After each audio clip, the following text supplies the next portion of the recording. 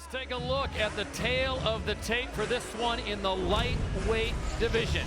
This for $1 million and the belt. Natan Schultz, 26 years of age, to Magomedov's 34, 5'10", 5'9". Both men weighed in at 154 pounds, and there you see the 2-inch reach advantage going the way of the Dagestani fighter. So set to go as we take a quick review of the PFL rules. 5-minute rounds for the championship belt, 10-point must system. That's based on aggression and control. No knees to the head of a grounded opponent. And of course, there are never any elbows anywhere, anytime. Here we go. Third fight of the night. Natan Schultz in the red trunks, Magomedov in the black trunks. And Schultz is coming forward, like I said. Yeah, coming right across. He's got to get inside that long Rashid Magomedov and stand out there and let him pot shot you. It'll be a really long night. He gave him that right kick to the lower leg. Rashid made a turn and made a back fist right away. I always like that. I always did that myself. If you miss something, you make a turn, always just throw a back fist. And here's the clinch. And that's where we're going to see the crazy trips. Schultz using the cage into that clinch, double underhooks. I always love those, the knees to the thighs. But you can do it even harder if you want. And if you do it with the kneecap, I think it's more effective than a low kick. You say you love them. You love delivering them. You don't love receiving them. No, okay. no. Thanks for that. Just making sure it's clear. Yeah. You never know with boss. Oh. So 1 minute gone, guys, and a little technical hand fighting early on. If this does go to the ground, who do you guys favor and who would like to get it there in your opinion? Oof. I think Schultz, he really would like to get it on the ground. I Brazilian Jiu-Jitsu? Yeah, I think it favors Schultz if he can get this to the ground. He's got more power in his punches on the ground as well. A little bit more stocky. I love Magomedov's demeanor, even in his interviews. Oh my gosh. He's like unflappable. He's just so relaxed and calm. And even here, look at this clinch. Well, we asked him yesterday. Check his pulse. Did he get his heart rate up? Do you ever get angry? And he says, yeah, sometimes at my kids I have to shout. That's the only thing he said. A very soft-spoken Rashid Magomedov, the 34-year-old out of Dagestan, Russia. Talked to every one of these fighters and asked them, what would the $1 million mean to you? And he said, I would finish building my home. So very sensible from the Lamborghini that Lance Palmer was thinking about buying to finishing his home in Dagestan. You knew his wife was going to jake his chain on that one. That ain't happening, pal. Worth noting that Rashid Magomedov in the black trunks has never been submitted, KO'd, or stopped. So Natan Schultz may be in for a long evening. Remember, 5-minute rounds here for the championship belt. Well, you know, we saw Aubin-Mercier against Louis Taylor, but Magomedov, he got knocked out. He was never stopped before in his life either. So there is a chance here. And you're talking about a boost, Magomedov, who took the early loss to open up the show tonight. 33 seconds in, Louis Taylor gets the win to win the middlemweight. And just moments ago, Lance Palmer crowned the featherweight champion. And now we're on to the lightweight. Oh, there's the throw. That's what I said. Uchimata, nice hip toss. Oh, I forgot one hook. One hook slipped out. She did. Nice kick in the face. Now we're underway. If one is good, two is better, right? I love it. So it went from a slow hand-fighting chess match to just absolute explosions as someone released the confetti in Times Square a little early here in Hulu Theater. A nice 15-second scramble there. Well, he had both hooks for a second, too. And he let one go. I don't know why. He slipped off. Yeah, I think Rashid did a little hip tip. And tipped him over. Stretched the leg. Magomedov still not changing his demeanor. Tell you what, that little bit of clinch he spent on the cage, that little fire under Magomedov. He's really opened up now. I like that right low kick, left hook. With Seiler, I said, Seiler was doing it with the right high kick and a left hook, which I never saw. I was talking about it, but he did it like I see. Right low kick and then a left hook comeback. Schultz did it. Remember that low kick is how he got Jason high to the ground before he submitted him earlier this season. This is a long, winding road, guys. 6 months. Remember, we started PFL 1 here at the Hulu Theater back in June. Here we are settling championships with the lightweights now. Natan Schultz. Oh, like that body shot. Rashid Magomedov. Do that again, and then once you start reacting on it, add a left hook to the head. Little Superman punch. I like it also when he throws side kicks, he throws it to the head. It's way harder to push your weight than to the body. The body is pretty easy to defend, but to the head, it's very hard. Schulte doing a nice job of kind of corralling Magomedov, and once he gets him to the fence, he enters. He gets right to that clinch. Goes into a tie clinch. Nice movement to the left while he got kicked. You can see those leg kicks show on Schulte's lead leg.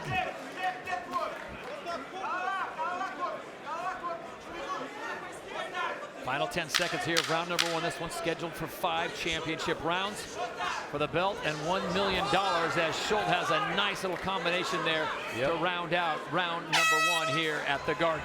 That was another one, right low kick, left hook. Been talking about it, it's very effective. Tagged him twice with it. So here's that scramble once again, guys, where everything just kind of went at once. Schulte on top. There. I think he got some freaking flyer miles with that one. Holy cow. And not on top in a second. You see? Now he slipped it off. Yeah, he did it himself. Yeah. Weird move. Oh, nice front kick right in the chops. You see, but that's what it's so. That was right away after that scramble. That was so beautiful. Capacity crowd here at the Hulu Theater, Madison Square Garden, Midtown Manhattan on New Year's Eve as we send out 2018 in style PFL Championship as the season comes to an end, and we start round number 2 here in the lightweight division. Natan Schulte on the right in the red trunks, and you see Rashid Magomedov in the black trunks out of Russia. Tough to score that first round. I'm not sure who got the edge. We spent about the first 2 minutes against the cage, which if it had finished out that way, it'd give Schulte a 10-9, but you know, Rashid did a nice job of getting off the fence. Eventually he opened up, he landed some nice shots, but Schulte came right back. And he had to take down. Right in there. Is that going to count? Because he did keep him on the ground for a bit, right? Worth reminding you, we've got 4 more fights still to come here on a championship night on NBCSN. 2-time Olympic gold medalist Kayla Harrison back inside the cage. And then we move on to the light heavyweights, the heavyweights, and the welterweights. Finish it off with Ray Cooper III and Magomed Karimov here live on NBCSN. So a nice little foot sweep by Schulte, and as his foot carried Rashid's leg across, Rashid picked it up and fired it right back at him and hit him right in the midsection with it. Nice. Nice reaction.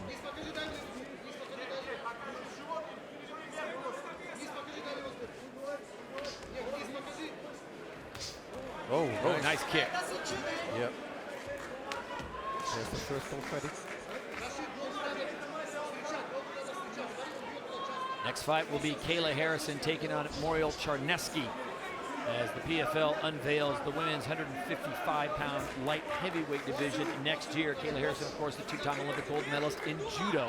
As Muriel Charneski brings her record of 3-4. But as Randy pointed out at the top of the show, she's got some heavy hands. Still got plenty of fighting here in the lightweight division. Natan Schulte and Rashid Magomedov, guys. And as we looked at the lineup of these fights, this was one of the fights I think a lot of people thought this one could go the full 5 rounds because it's going to be a grinder because so evenly matched. I expected Schulte to be closer to him. He's staying at the range of Rashid, which he shouldn't do. He is. He's staying right in there in that range of exchanges where Rashid's so good. It's so smooth. But Schulte's giving it right back to him. Every time he hits him with something, he comes back with it. Oh, nice. Right. Love that. That clip coming in by Magomedov. Schulte pressing the action. Magomedov certainly seems to have an answer. He does that little side kick a lot. A lot, yeah. And he's very effective with it, too. You don't see that often. Keeping Schulte honest. Remember the reach advantage going the way of Magomedov by 2 inches.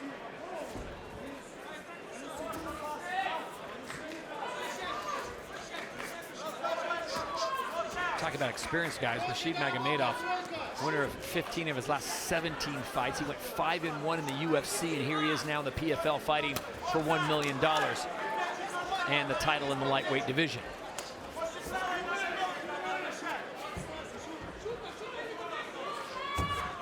Wow, that's not one you see very often either. Yeah.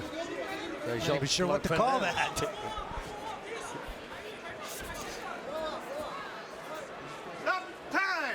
An inadvertent poke in the eye. Natan Schulte and Rashid Magomedov exchanging no harm, no foul, but they're going to give him a second to clear it.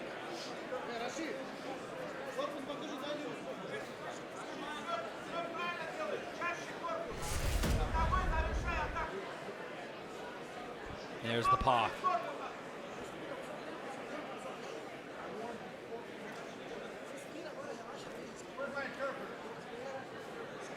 Yep. It's one of those things in MMA with the open fingered gloves, no thumb loops, that it's just part of our sport. And the new unified rules, you can't hold that open hand out there above the waist like that, or you can get warned for that.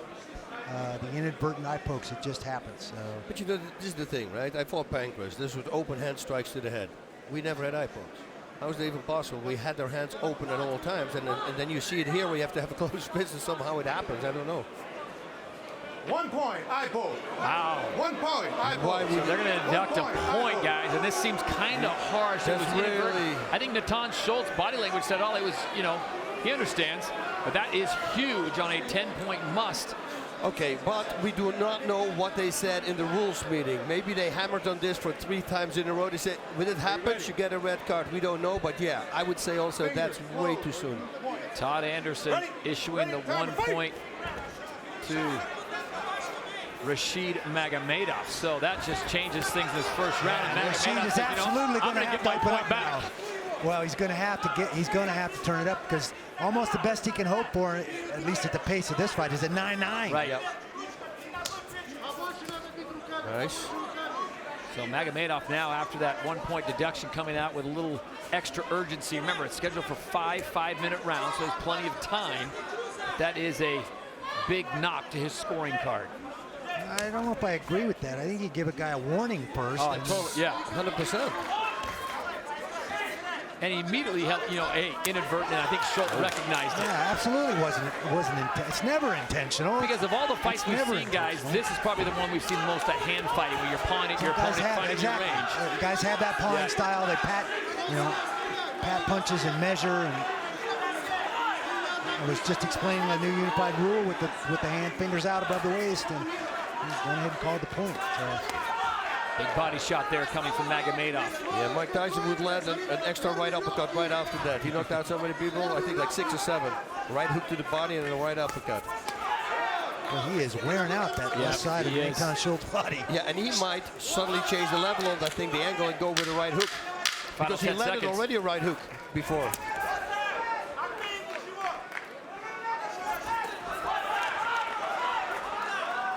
So as ready.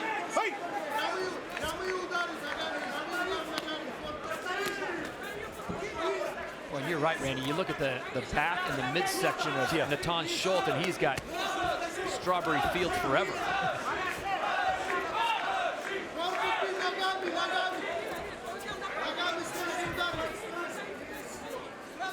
didn't know I was working with Paul McCartney.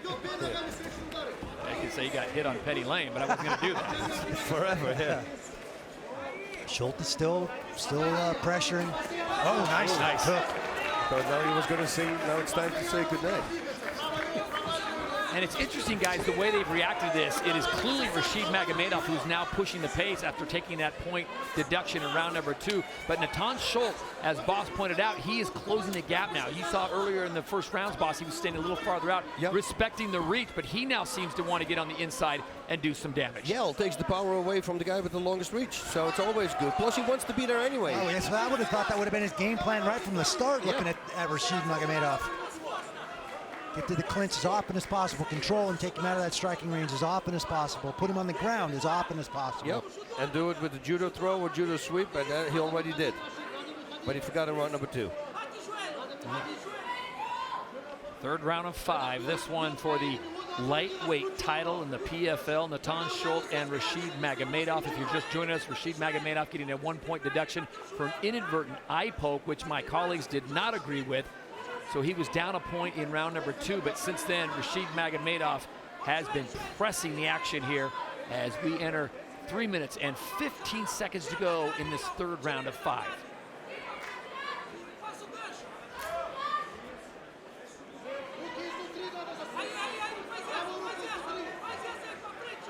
Interesting dynamic, guys, as they come from different parts of the world. Magomedov from Dagestan, Russia, Schultz from Brazil, but they trained at American Top Team with the same coach, and that coach basically recused himself. He said, I'm not going to coach either one of you. I'm going to step aside, and I'm not going to corner for either of you. But they both said they really don't work together a lot in the gym, Randy. And Extreme Couture, how does that happen, that you guys can be in the gym together but really not see each other at all? I mean, it does happen. You schedule your strength and conditioning at a different time. You schedule your mitt work and some of your other work at a different time with those specific coaches. Wow. Magomedov is doing a phenomenal job, guys. He's landing jabs, he's landing everything. He's going for the body, a jab and a liver shot. I mean, he's stacking Nathan Schultz all over the place. I have to tell you, it reminds me a little bit of the Chris Wade fight. Yeah. We saw Chris Wade do the exact same thing to Nathan Schultz, and he just kept coming forward, and kept coming forward, and kept coming forward. He waded right through all of it, and we saw what the decision was. Which Chris Wade obviously did not agree with, but he was certainly pressing the action and making life miserable for Nathan Schultz with so many strikes and punches thrown. Yeah, but Magomedov has got more power, right? Than, let's say he's got 8 knockout victories. He's a boxer, you know, so that's the liver shot again. There's that, that's nice. One of the few Dagestani fighters that favors boxing. Would have been a no-no. He thought about it. Oh, You want to nice talk about right, point deduction right away. That was nice.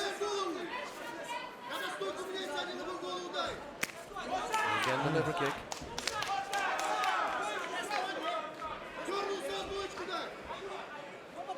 Nathan Schultz, when he does get inside Randy Boss, it doesn't seem like he can get the damage done as much as Rashid Magomedov does when he gets in close. You know, he should have kept doing what he did in round number 1. Immediately start going with the knees to the thighs, distract, and then suddenly the throw. We went to that step across trip there, and Rashid responded right away, got his hips out and made it impossible.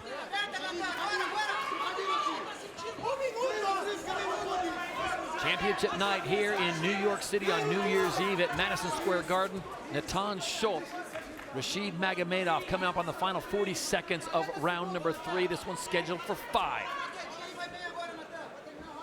See, this clinch again. Start throwing the knees, do something. That's one, but you can do it again much harder. He's looking for that headlock now. Keeps coming up. He's going to try and throw that headlock. You've seen him do that in earlier fights in the season. Wow, Magomedov is just tagging him and avoiding everything. He's doing a phenomenal job. And Schultz just walks through it all like it didn't happen. Magomedov trying something here at the end of round number 3 as Todd Anderson separates them. So we will go to a 4th round of 5 here in the lightweight division. Excuse me, guys. We'll look at the action, and Rashid Magomedov really still feeling the pressure of having that point taken away in round number 2, pushing the action. That's the liver shot, beautiful. Jab liver shot, love it. But, yep, constantly moving forward anyway. That's what Schultz is doing. And then we got another body shot. Boom. Ooh, right on the liver. That's I love it. Dandy. Yeah. Kind of secure that takedown in this round. Rashid's corner seemed like they were very happy with his footwork, very happy with everything that he's doing. Wow, nice right hand. What a start to round number 4. Turn it up another notch here. Yeah, fake the right hook. We've seen him do this before too. He just turns the knob up. I gotta remember that. That was a nice thing. And again comes there. You know, fake a right hook and then a liver kick. That's so nice. Oh, nice foot sweep. Beautiful foot sweep by Nathan Schultz.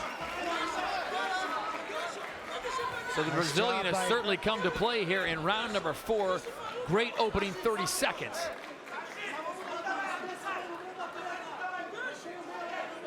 Worth noting, Nathan Schultz, this is the first time, guys, he has been past 3 rounds. So we will see as we get deep into this one, if we do see a 5th and final round, how he responds. Rashid Magomedov doing a nice job of scrambling up, using that whizzer, kind of neutralizing Schultz's attack from this clinch position. But that timing and the expertise of that foot sweep is remarkable. That is a beautiful thing.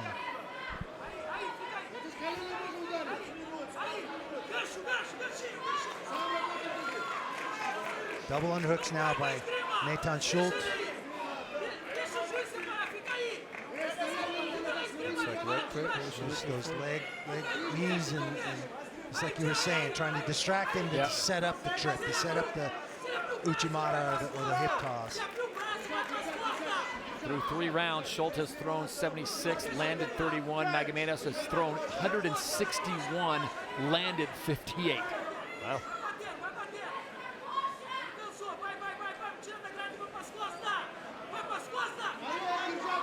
Isabella Schultz, Natan's wife, making the trip here to New York City to support her husband.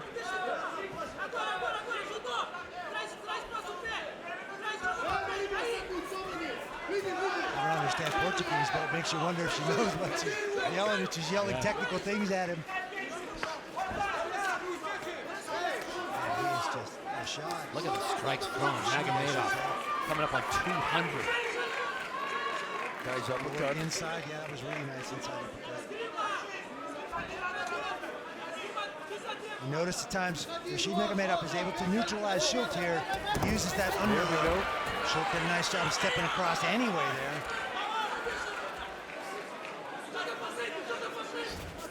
Wow, I like Again, that. nice back trip. Finding ways to work that high-level judo into his fighting style. Still attacking the legs with the knees. There's the underhook. Rashid Magomedov trying to neutralize his position from Natan Schultz as much as possible.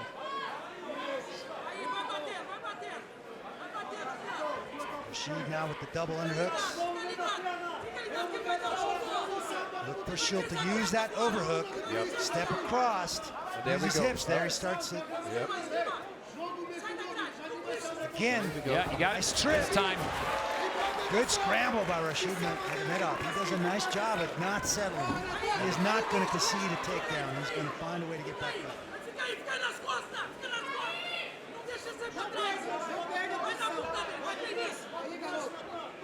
Under 90 seconds to go here. There we go. Oh, or trip the leg. Sweep the leg. And it looks like Magomedov is starting to run out of gas just a little bit here, guys, as we go in deep into the 4th round with 1 more round to go if they see the 5th. Natan Schultz forced him to wrestle a lot more in this round than he has any other round.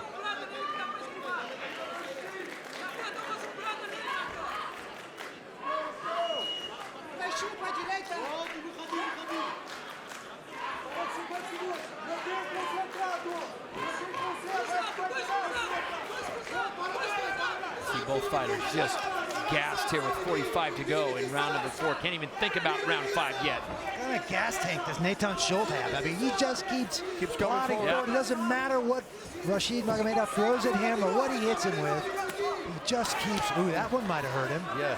That doubled him over a second, didn't it? Applying the pressure. Natan Schultz out of Brazil continuing to come forward. Rashid Magomedov trying to keep him off. Oh, nice little hook on the inside. But every time in the clinch, when Natan takes him down and they get back up and they take him down, I mean, that goes to him, right? The striking part goes to Magomedov. But you see, this is a very hard round to judge. Yeah, absolutely. All those takedowns score. Yep. Of course, Magomedov has to get up. Yep. Otherwise, he obviously lost the round. So Oh man, I've trained with both these guys. Natan Schultz does a great job with this left hand, and as he gets into the clinch position, he's going to fire this left leg behind Magomedov's left leg and hit the trip. Now watch how he does this. When he hangs on the head, he doesn't put a lot of pressure. You don't feel in danger, but he steps that leg behind and boom, beautiful trip. So nice. He hits you with that all the time in the gym. To get the unanimous decision over Steven Seiler. And here we are, the 3rd fight of the night in the lightweight division. Natan Schultz and Rashid Magomedov into the championship round, the 5th and final round for the belt and $1 million.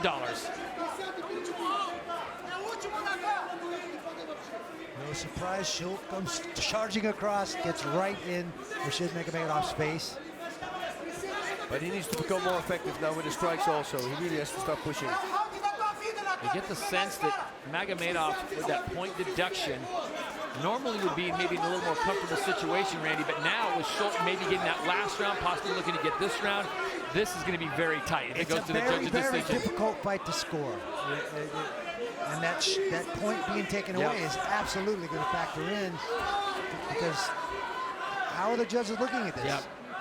Yeah, he's thrown 200 punches and landed half of those, but Natan Schultz has waded through every single one of them, scored 2 or 3 takedowns in a couple of the rounds, and it's really tough. Natan Schultz, Rashid Magomedov, absolute warriors, deserving to be here. Again, nice trip. It just seems like Magomedov is so surprised by those judo tosses, those takedowns. Or he just doesn't have the leg strength right now. He's just so gassed here in the 5th round, which you could understand. Totally understandable.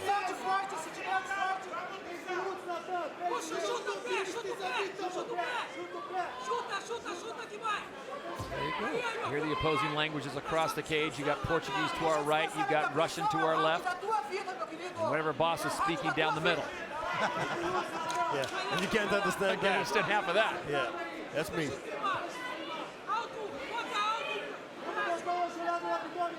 All right, boss, if you're in the corner of Rashid Magomedov, what are you telling your fighter here with just 3 minutes to go? I say don't clinch, push him away, go away from there and start striking. Use the straight punches, everything that he was doing, landing the double jabs. I would go a lot of straight punches. Start opening up things and then start adding hooks to it. And Randy, if you're in Schultz's corner, what are you telling your fighter now with under 3? He needs to keep doing exactly what he's been doing the last 3 rounds, which is find ways to attach himself to Rashid Magomedov, find ways to use those tricky little sweeps and trips, and continue to make him scramble out of those positions. Both fighters absolutely drained here as they have gone to war for 4 complete rounds. Now at the halfway point of the 5th and final round, as Magomedov tries to do the same trip move, and he pays the price. He's dropped back down but pops back to his feet. Right down the last round. Wow, it's a hard fight to score. And I don't want to jinx anybody, but you think if that 1 point taken away in the 2nd round because of that inadvertent eye poke cost him the fight? Yeah, that's a it's a bitter pill to swallow. That's a tough slice to swallow here in New York City. Yeah.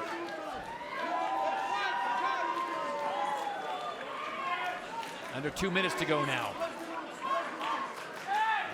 If I was Schultz, attack the legs more with the knees, be all over the place. The hands are tied up, so use the legs. There was a trip attempt by Rashid Magomedov. Schultz not having it.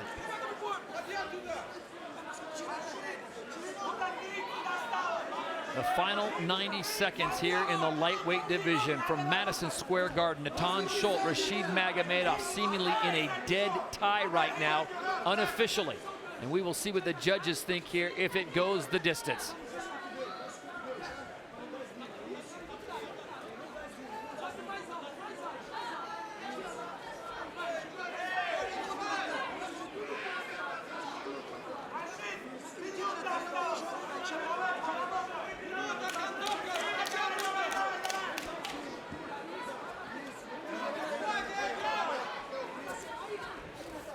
Yeah, see that Magomedov, I don't know what seems to be gesturing. He wants something changed, but both fighters so slick here with the sweat after 5 rounds, guys. It's gonna be tough to get any kind of body clinch on him.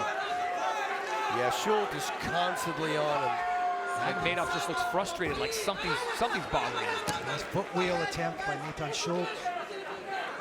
Magomedov able to recover his balance pretty quickly.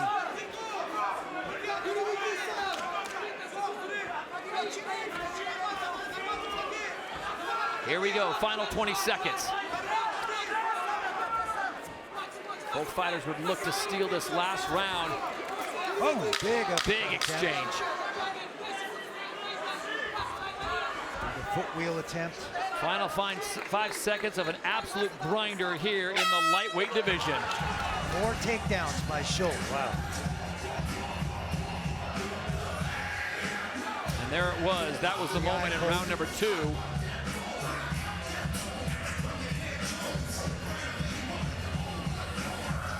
Boy, great action from both fighters. Natan Schultz had his moments where he kept coming forward. So grueling. Well, ladies and gentlemen, after 5 rounds of action, we go to the judges' scorecards. All 3 see it, 48-46. Your winner by unanimous decision, new millionaire and new PFL lightweight champion of the world, Natan Schultz!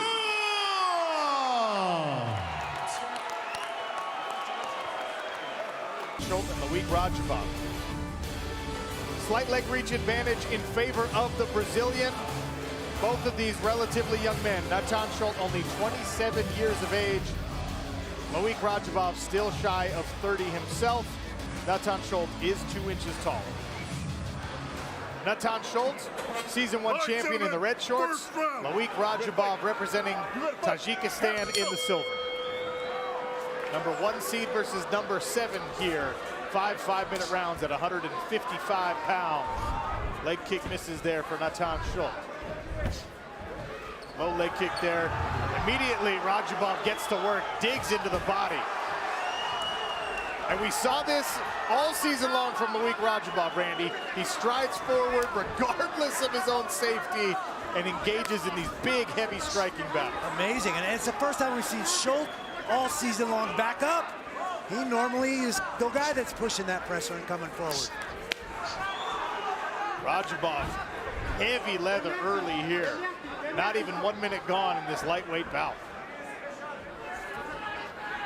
The third of 6 title fights at Madison Square Garden's Hulu Theater tonight.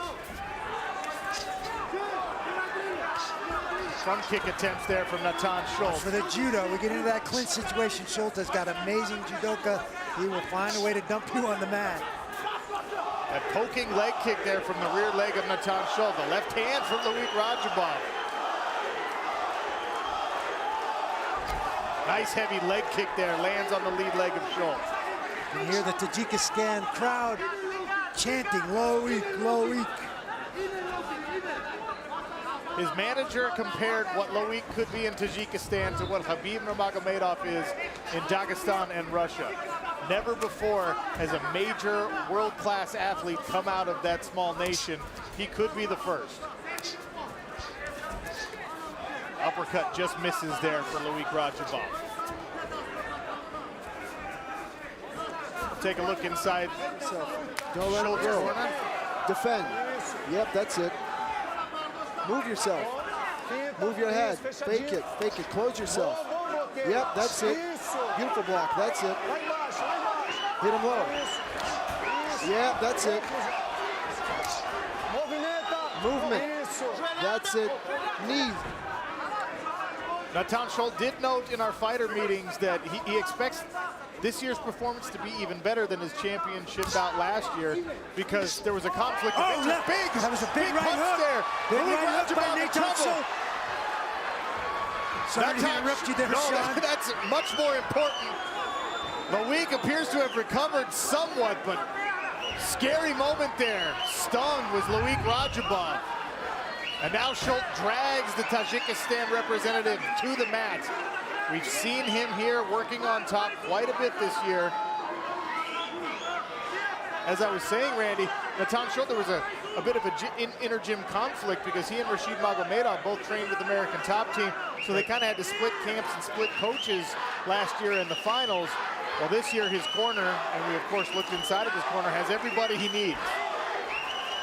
Nice underhook there for Loic Radzhabov. Looked like he was going to settle into a choke attempt there.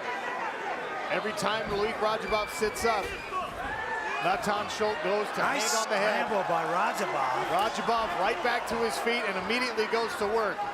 Got to be careful of these clinches with the judo expert. Confidence building here for Natan Schultz after he clipped Loic Radzhabov. Big left hand, followed with a right from Radzhabov. More low leg kicks from Schultz. Frenetic pace here early in the first round. Amazing gas tanks by both these guys. No slowing down. Ooh, big right hand by Loic Radzhabov. That calf kick is very in style right now in the sport of mixed martial arts. And the reason is because it's effective. It hurts. Radzhabov asking for his mouthpiece to be replaced there. Gets a quick timeout. Nice jab from Radzhabov. Another, and a right hand to follow it. Partially blocked by Schultz. That shovel uppercut coming from Loic Radzhabov.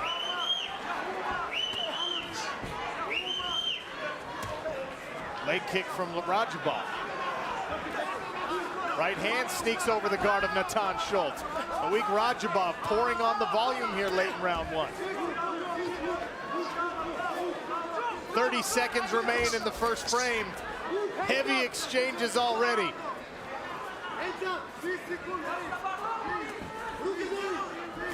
Nice shovel uppercut again from Rajabov. The front kick just misses. A nice jab again. 5 seconds remain. Round 2 when we return. Schultz closes it out with a big punch. So as we see these two Mack trucks coming together, as Nathan Schultz puts it, Radzhabov reaches his hands out, Schultz comes over with the right hook right on the jaw and stuns Loic Radzhabov. That was the biggest punch of round 1, and what a round it was. A couple of bad boys squaring off for the 155-pound title. The new movie Bad Boys for Life, starring Will Smith and Martin Lawrence, in theaters January 17th. Right back to the action we go. Loic Radzhabov in the silver trunks, Nathan Schultz in the red, looking to repeat as champion.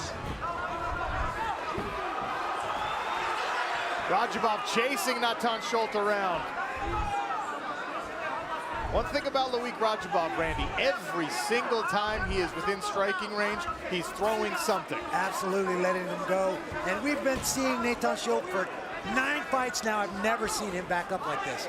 Radzhabov just wades through him and keeps throwing bombs. As somebody who was pretty dependent on a forward fighting style, I can tell you it gets very uncomfortable when somebody forces you out of that comfort zone. There's a shot, nice shot by Schultz.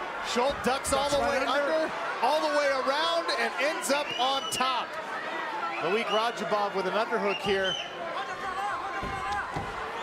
He gives up his back, but shrugs out of it. Close to an elbow there from Loic Radzhabov. Right back to work. Two left hands land, and a right. Radzhabov just chopping Nathan Schultz down. Will not let him have some space. Loic Radzhabov may be building some momentum as Nathan Schultz looks to clinch here. Nice strong inside leg kick there from Schultz. But Radzhabov constantly keeping punches in the defending champion's face. Tajikistan ambassador to the UN watching intently as his countryman is a good showing for himself here. Successful takedown there for Nathan Schultz. A brief reprieve from the pressure here of Loic Radzhabov.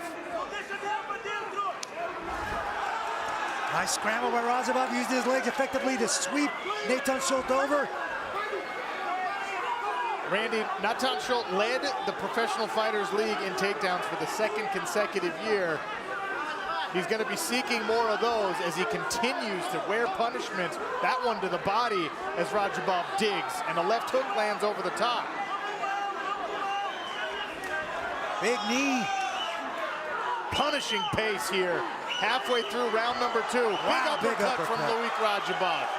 Another from Radzhabov, and another.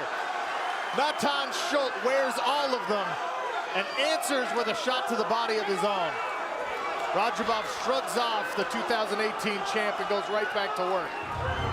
Radzhabov's got to be asking himself, what is keeping this guy in my face? Well, Nathan Schultz is tough, he is skilled, he is a complete mixed martial artist, and we are seeing with this frantic pace through about 8 minutes now that both of these guys are in great shape. Once more, the mouthpiece comes out for Loic Radzhabov. Warning from the referee, make sure you keep that mouthpiece in. You can't keep spitting that thing out. I don't think it's intentional. I think he's just getting hit. Schultz pressing Loic Radzhabov against the cage here. Perhaps looking to set up another takedown. Radzhabov gives him a right hand for his efforts. Another uppercut. Now Schultz dives in on a single leg attempt, head inside. Switches it up.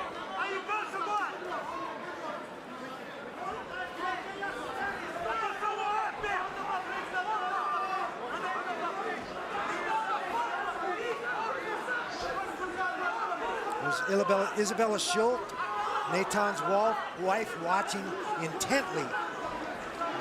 You can see the look on her face. She is not enjoying every exchange in this fight, and understandably so. Loic Radzhabov continues to dig the uppercuts, the short hooks. Schultz goes to the leg kick. We need both these guys like to come forward. That makes for a brawl, and it has certainly been all of that. Hammering away at these 255-pounders. Nice knee attempt there from Loic Radzhabov. pulling the head of Natan Schultz down to his knee. Schultz throws a right hand and dives in on a leg, but gets shrugged back up by Loic Radzhabov. 30 seconds remain here in round number 2. Take a breath if you can.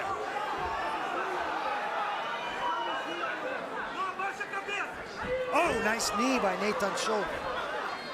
Snuck it up there as Radzhabov brought his head down.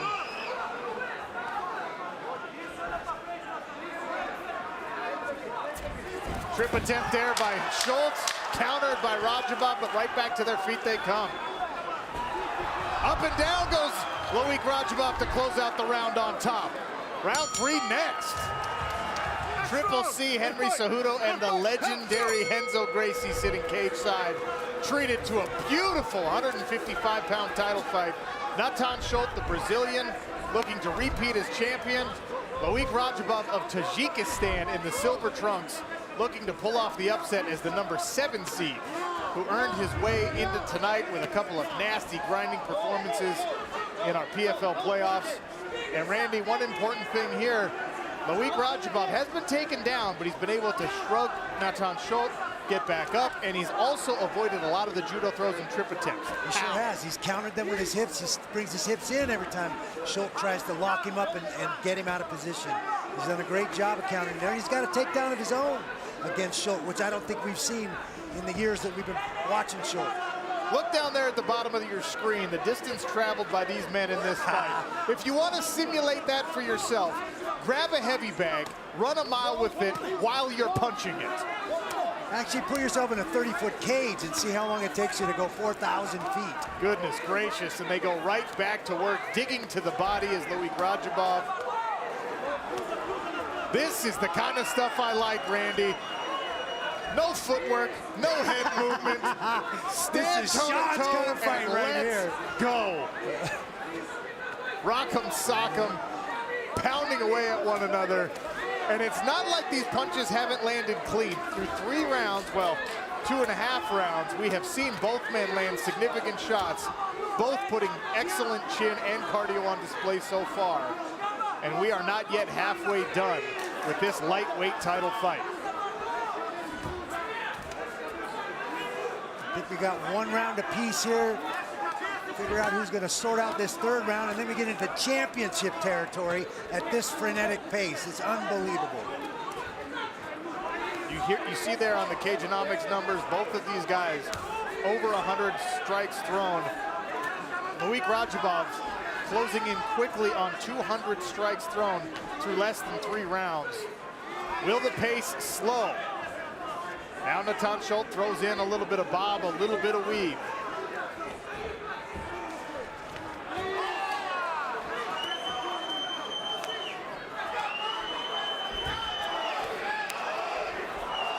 Randy, if it comes down to a battle of pure will, I don't really know who you give the advantage to. We saw both of these guys get to this point.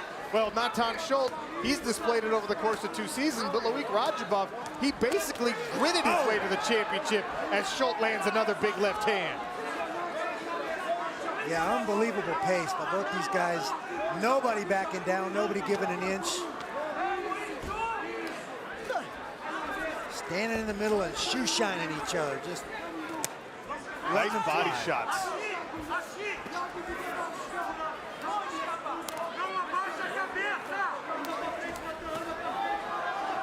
Natan Schultz has not had a knockout victory since 2014.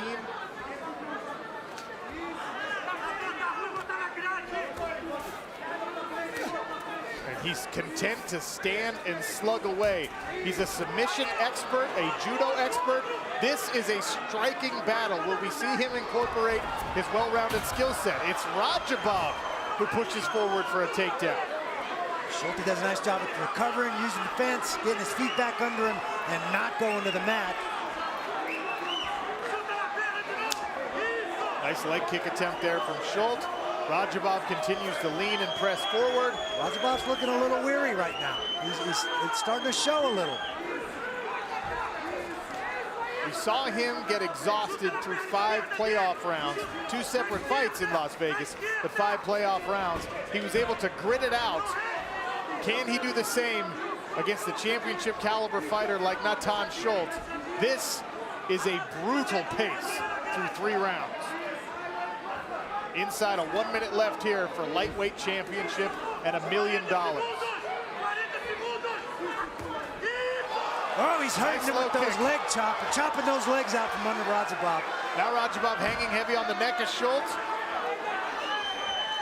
We've seen 34 leg strikes from Natan Schultz in this fight so far, and counting 35. And the leg calf kicks are really starting to affect Radzhabov. Radzhabov, the fatigue showing, and when your legs get punished like that and you get tired, that is what happens. Schultz lands in the mount, full mount, but only 7 seconds left. Round 3 comes to a close with Schultz in mount. From the opening bell, we see Natan Schultz throw those leg kicks. There's number 35, and number 36 comes and ends up in a mount. He is worn him down, chopping out those legs of Loic Radzhabov. Radzhabov in the silver trunks, Natan Schultz in the red. Back to the action we go. Lightweight championship and a belt on the line. 4th round started here. Loic Radzhabov looking for a takedown. Natan Schultz, though, with the body lock. Slips around to his back, almost gets his back. Radzhabov uses the fence to keep Natan off of his back.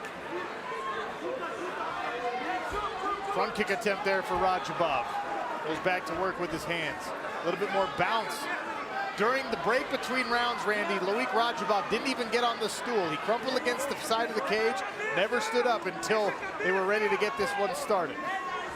Right hand lands there for Loic Radzhabov.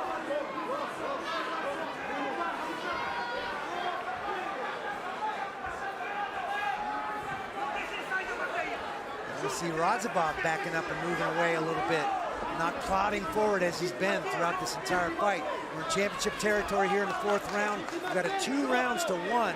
Radzhabov with 1 round. There's another low leg kick, and his legs are just sore. They're just done. And once again, Natan Schultz knocks down Loic Radzhabov with a low calf kick. That's number 37. Lands in the mount here. And now he goes to work on top with plenty of time in round number 4. 3 minutes, 30 seconds. Set up a side choke. Here it comes. He's going to slide his ear into that. Radzhabov sees it coming. He's trying to defend it. But that's what Natan Schultz is trying to set up. And this is what there it is right here. 3 of his 4 opponents this year he finished via submission. He wants it down here. Now, these guys are significantly wet and slippery. There's an exhaustion factor for both individuals. Loic Radzhabov doing anything he can to try and get Natan Schultz off of him, but Schultz doing an excellent job of maintaining the mount, lacing his legs. For Schultz to continue to come under that arm and work it up by his ear and then slide his ear under. Create that arm triangle. Very classic judo choke. Back to the feet they go, and once again, Radzhabov's having trouble moving. Oh boy, he's having trouble moving. Schultz might get a finish off those leg kicks alone if Radzhabov can't continue to stand back up. That's 38 leg kicks, and they've all been on those lower calves.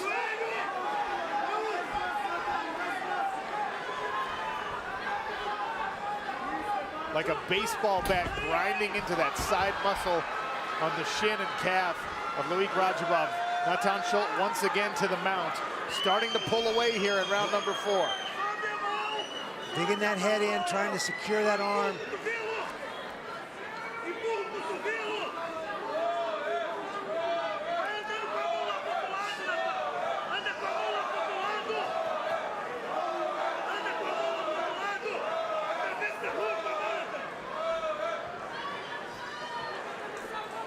A year ago, Natan Schultz earned a hard-fought, very razor-close, thin decision victory over Rashid Magomedov for a Season 1 championship. Can he do the same in Season 2? Looking to repeat as Loic Radzhabov reaches over for a Kimura attempt. Half guard by Natan Schultz. 90 seconds remain here in round number 4.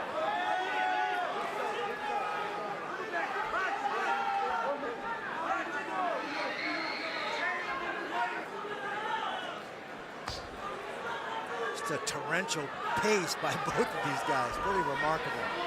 Schultz went to a hammer fist there on that low leg of Loic Radzhabov. Front choke. Oh, here comes the guillotine. It's tight. Radzhabov's rolling to his side to alleviate the pressure. He's got it pretty tight. Oh, too sweaty. Able to get out of there. Excellent defense there by Loic Radzhabov. Natan Schultz continues the pressure from the top position.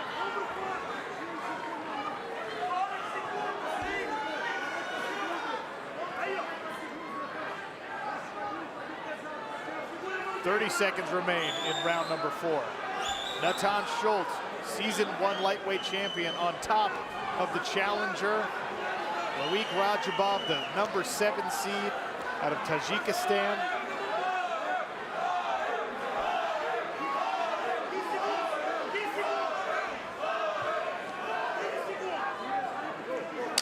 There's the 10-second clapper. One more round. That's it for round number 4.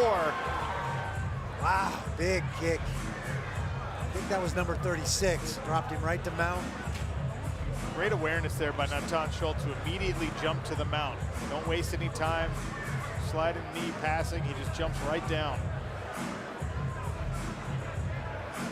It's 38 or 39 right there. And he is having trouble walking on that. Here we go, round number 5, championship round. Radzhabov starts with a southpaw stance, keeping that left leg, that tender left leg behind him.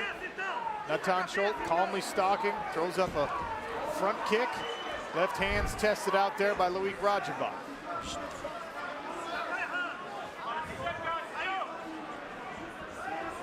There's Natan Schultz controlling the cage. And where this fight happens for about 60, almost 65% of the fight. And a lot of that has happened, I think, here in these last 2 rounds. 2 or 3 rounds, absolutely, because it was all Loic Radzhabov in that first round until he got clipped, until he got hit with that one good shot.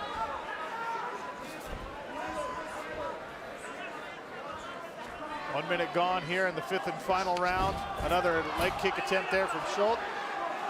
Radzhabov dives in on a single. Head inside, turns the corner and gets Natan Schultz down. Right back to his feet goes the Brazilian. Radzhabov's too high, Natan counters.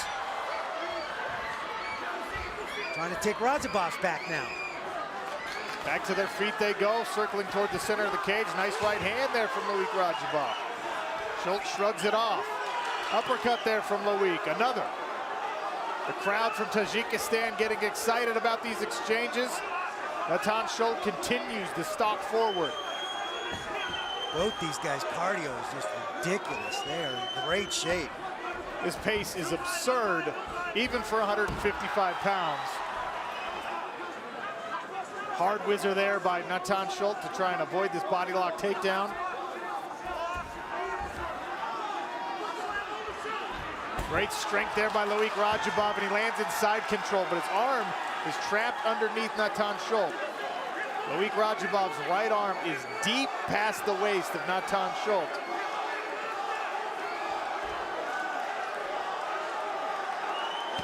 He'll try and isolate Natan Schultz's right arm with his own left leg and see if he can go to work with some ground and pound. Half a round left in this 5-round lightweight title bout.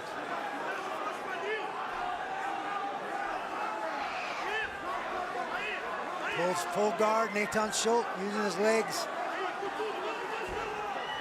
Nice sweep by Natan Schultz. Beautiful over-under sweep, flips those hips, and Loic Radzhabov finds himself in half guard. Randy, what do you think of Loic Radzhabov's strategy here? I would think these last 2 minutes might want to stay on the feet. There's Natan Schultz's corner. Hold his hands.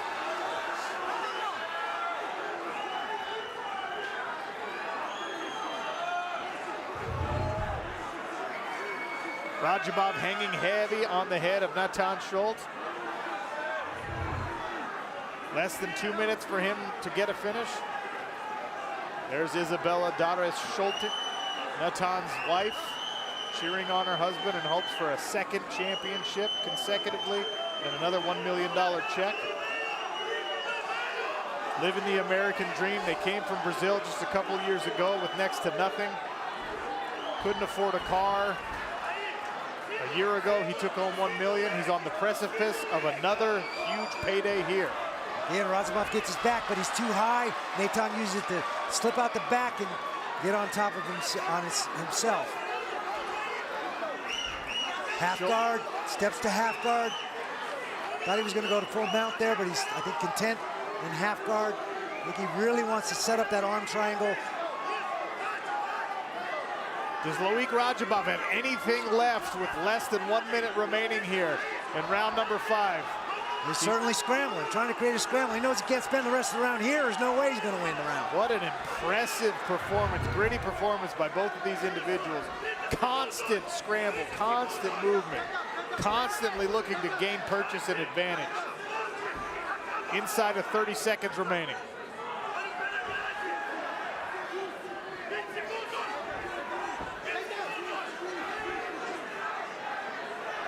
"15 seconds remain. Natan Schulte to the back now of Loic Rajabov, who tries to roll out. Once again to full mount is Natan Schulte. He will finish this lightweight championship bout on top. Here's some replays for you. Loic Rajabov, anytime he's in striking range, throwing, landing heavy shots early and often in this fight. Schulte comes back with a nice left.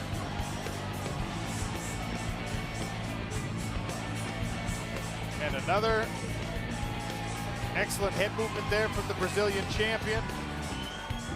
Low kick there, took Rajabov right off of his feet. Schulte moves directly to the mount. And again, the same thing. Excellent awareness there from Natan Schulte. You put those low leg kicks in as bank deposits and you cash in on them a little bit later. He feels like he did enough. How did the judges see it? Lillian Garcia has the official decision inside the cage. Ladies and gentlemen, after 5 rounds of action, we go to the judges' scorecards. And the totals are 49-44, 49-46, and 48-47, all for the winner by unanimous decision. Your newest millionaire and the 2019 PFL Lightweight Champion of the World, Natan Schulte!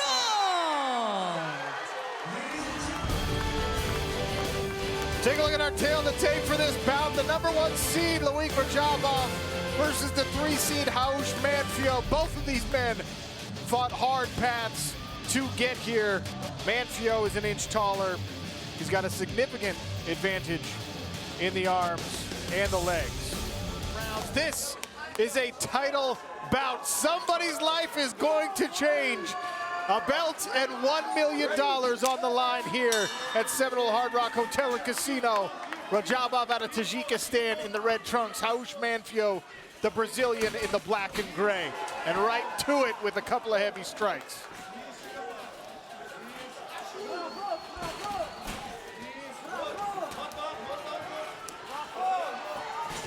Kenny, you called for a faster start from Aubin-Mercier. How fast does he need to go? I think he looks great so far, already countering the man from Tajikistan, Rajabov. Doing a great job of countering those leg kicks and backing him up here. This is the best start I've seen from him. Nice 1-2 combination from Manfio. Oh, another right hand, a big one, and already some redness showing on the side of Loic Rajabov's face. Another 1-2. That time as he eats a leg kick, Aubin-Mercier biting down and throwing early.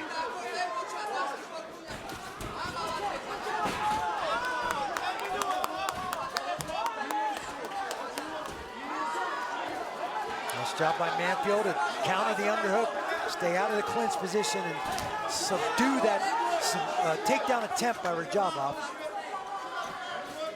In the Season 2 championship, Loic Rajabov wore a lot of damage on his lead leg, particularly from the calf kicks. He has decided this year to use that to his advantage. He's used it as his own weapon, and he's thrown it a couple of times here in the early goings. We'll see if he continues to try and bank those early and often. Well, definitely some redness on the outside of the left calf of Manfield already. Manfield has a very wide stance and more akin to boxing the way he turns his hips. It's going to be very hard to check a kick from that stance. It also lowers his level so he can get those underhooks and maybe get some sprawls going. So far, not a whole lot working for Radjabov.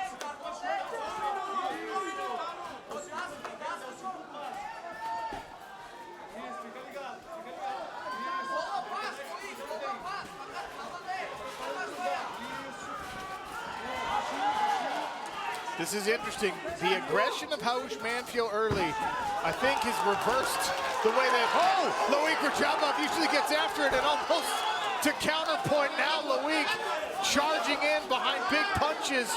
There's some dirty boxing, Randy Couture style. Yeah, Radjabov letting those hands fly for sure. Now really putting a lot more energy into those. Now into a much stronger clinch. It's like Radjabov decided, you know what, I've had enough of this. Let's go. Yeah, He just exactly. said the heck with it. Yep.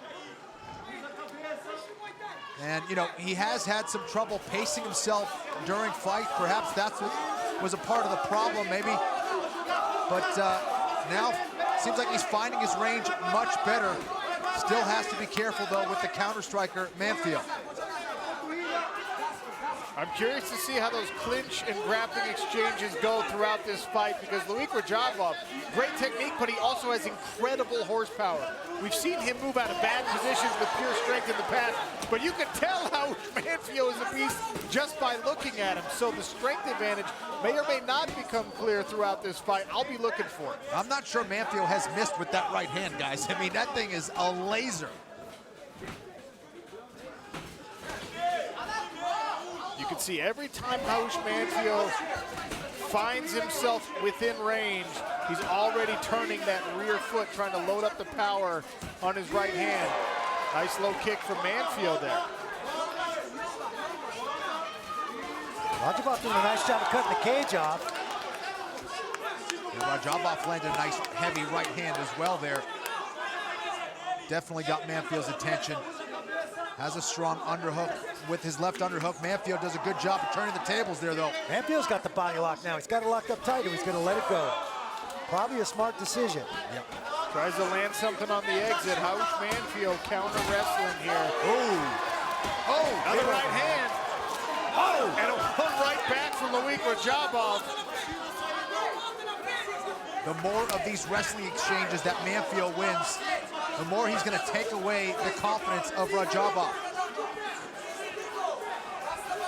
Starts to cast that little seed of doubt in your brain when you can't take a guy down 2, 3, 4 times in a row. Oh! Manfield's able to get the duck under there and press Loic Radjabov to the barrier right in front of his own corner.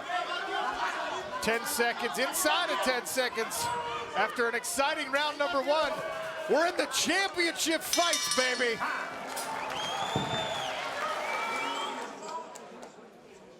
There's Manfield waiting for that strike to take advantage of the counter there.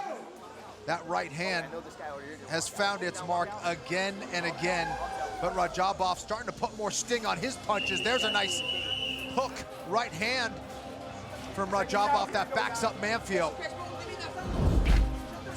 What a fight so far, guys. Round 1 is in the books, potentially 4 more. Randy Couture, Sean O'Connell, Kenny Florian, and inside the cage, Loic Radjabov out of Tajikistan in the red trunks. Haush Manfield trains in South Florida. He calls Brazil home. He's in the black and gray. Fighter performance rating favors Haush Manfield in round number 1. I don't think you'll find disagreement from the broadcast position as the right hand continues to seek its mark. Nice left and a knee as Loic Radjabov came in, flurrying, furious pace here. Man. Neither of these men want to see a 4th or 5th round. Getting after it early here here in round number 2. Yeah, things are starting to heat up in this second round, and you see the battle of that underhook clinch versus the tie clinch of Manfield. Manfield felt that was going to be a key to his success, getting that tie clinch and trying to land some knees, but those uppercuts and counter right hands from Manfield have been money. Little left hook on the way out as Manfield tried to exit from Rajabov's clinch. Great counter striking for Manfield now as Loic Rajabov waiting in. That's been more of his style. He was interrupted from it in round number 1. Maybe he wanted to be more conservative with his energy, Randy, as we talked about in the pre-show. Oh, nice right hand there from Loic Rajabov, and now he's in on double underhooks.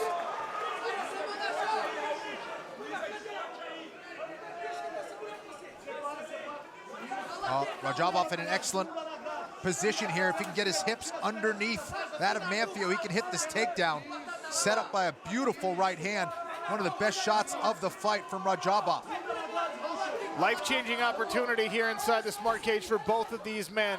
The $1 million prize attached to a PFL belt, by far the biggest purse either would have earned. Hausch Manfield, best friend of Natan Schultz, great training partner for a lot of great fighters. Always been the bridesmaid, so to speak, and never the bride. And tonight he could make a name for himself, cracking away in the center of the cage. Well, we are turning big right hand and toe to toe. Looked like that may have hurt that lead leg of Rajabov.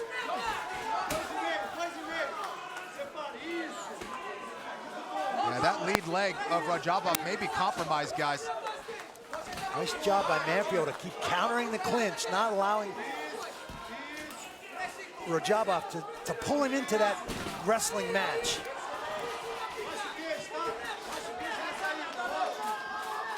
Two minutes remain here in round number 2. Michelle Manfield, Hausch Manfield's wife. A lot on the line for her as well. She and her family have sacrificed a lot to make this dream possible for Hausch.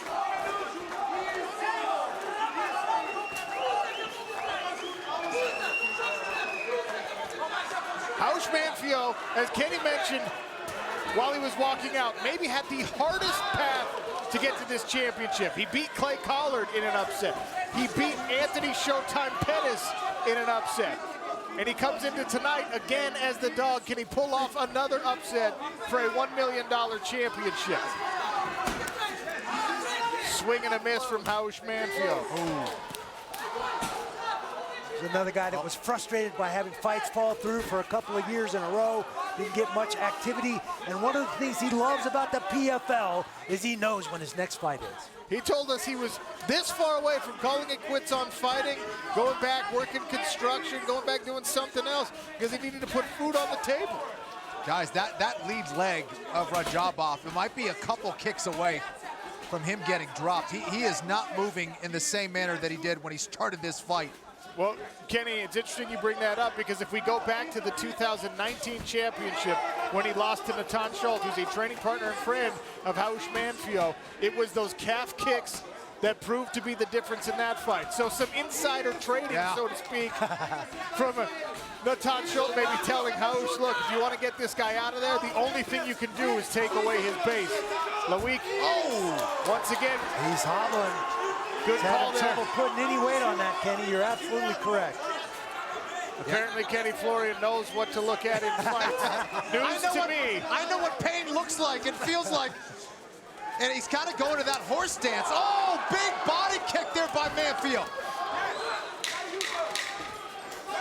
10 seconds remain in round number 2. Can Loic's leg survive the next 3 rounds? We'll find out in 60 seconds. Well, here's that calf kick here from Manfield. Boom! Knocked him on his knees there. May have compromised the ankle a little bit when he fell as well. Round 3 begins here. Loic Rajabov, Hausch Manfield for the 155-pound Season 3 PFL Championship and the big boy $1 million check. In a clinch here early, Manfield loves that. Rajabov with the slight edge there, according to Fighter Performance Rating. He had a very strong early part of the round. Manfield came on later. Oh, once again, the right hand going to work for Aubin-Mercier. Randy, this has delivered. This championship bout looks a lot like we thought it might. Back and forth, two guys hungry as can be, trying to get the biggest win of their careers. Absolute scrap, and it appears that Mercier did his homework. He knows this guy's going to plod forward, and every time he plods forward, a 1-2 comes right down the middle and makes him pay to get there. Yeah, absolutely agree, Randy. Mercier so sharp with those counters. Henry Hooft in between rounds asking Radjabov for forward pressure and hooks as he comes forward. Just not able to get it done. Mercier with those straight strikes, making him pay. Excellent work gauging the distance from Aubin-Mercier. That time an overhand snuck through for Loic, who's had a lot of success coming forward. Oh, yeah, there's those hooks, right guys. hand. The sweat flying off these heads as they crack away. Mercier tries a knee. Notice Radjabov's getting that lead leg up and not taking those kicks on the calf. 100%. That's going to be huge for him to keep that leg alive. This is where Loic Radjabov wants to live, crowding not Natan Schultz. Aubin-Mercier. Nice knee and a left hand from Mercier. Scooping uppercut misses there from Loic Radjabov. 3 minutes remain in round 3. Grueling pace in this fight. If we continue into the championship rounds, Kenny, will fatigue become a factor for either of these individuals? I'm not sure. I mean, both guys really keeping a very high pace, as you said, but I don't really see them exhausted at this point. Still looking strong, in my opinion. I agree 100%. I don't see any fatigue setting in. Both guys have been torrential in their output. Neither carrying a lot of fat on them. Yeah, Mercier slightly leaner than you, Sean, slightly.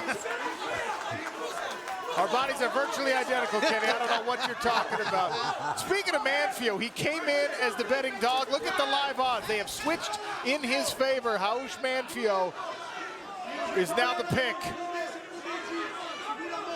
His wrestling has been on point, just doing a great job of winning those underhooks, not allowing Radjabov to get underneath him.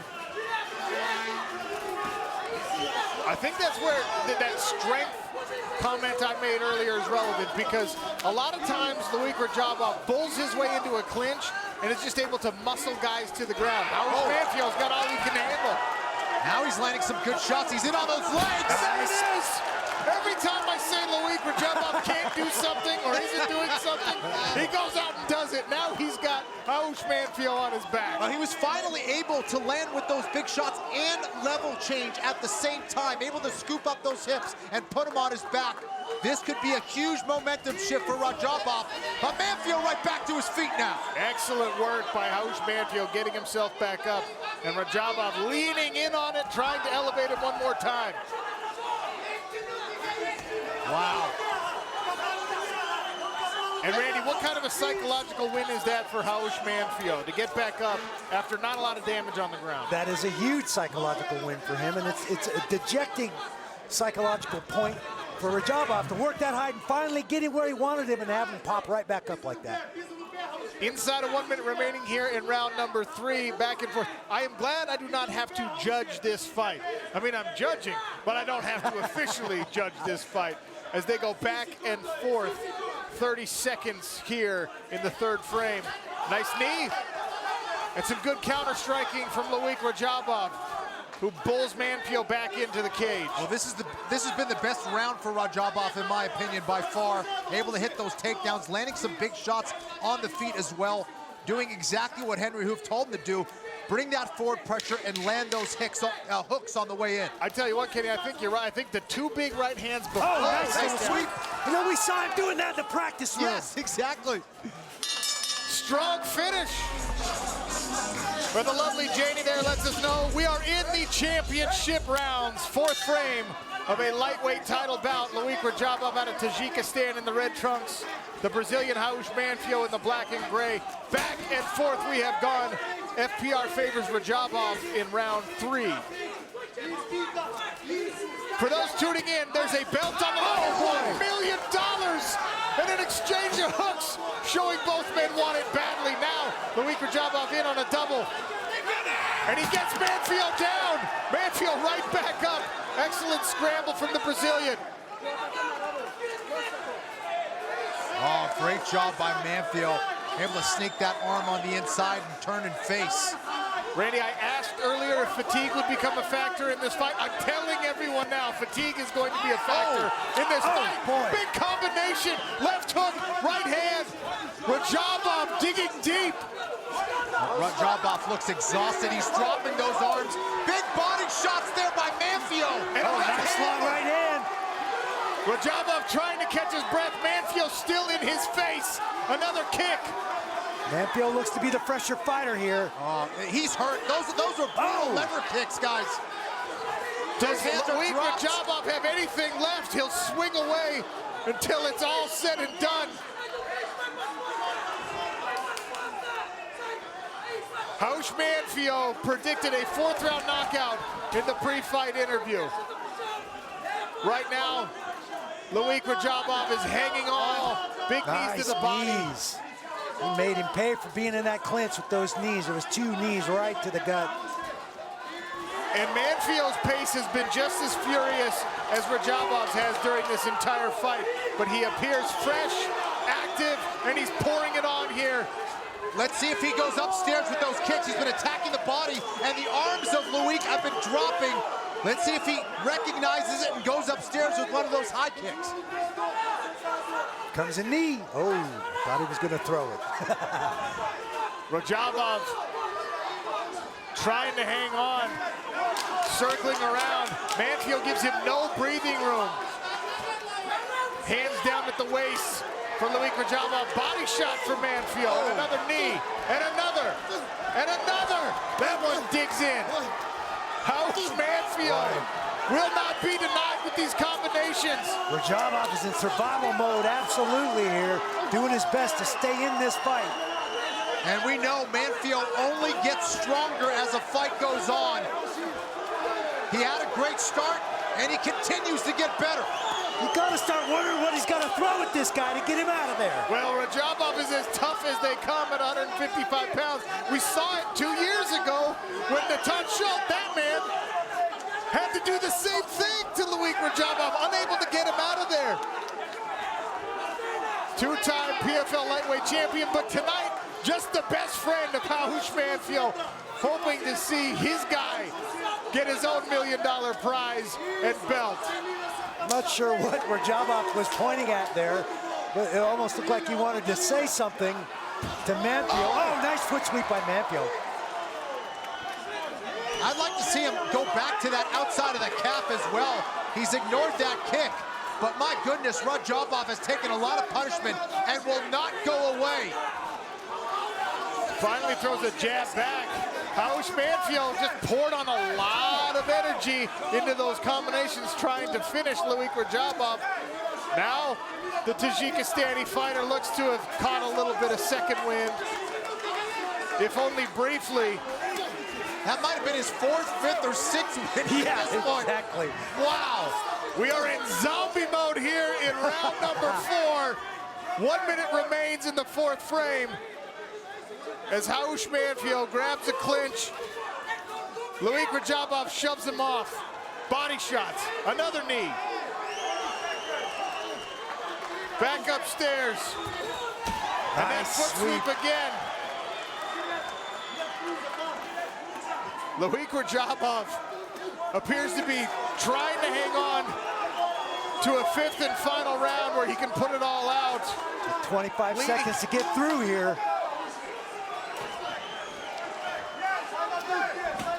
Manfield, knee, that one to the forehead, and some blood trickling down for Louis Rajabov.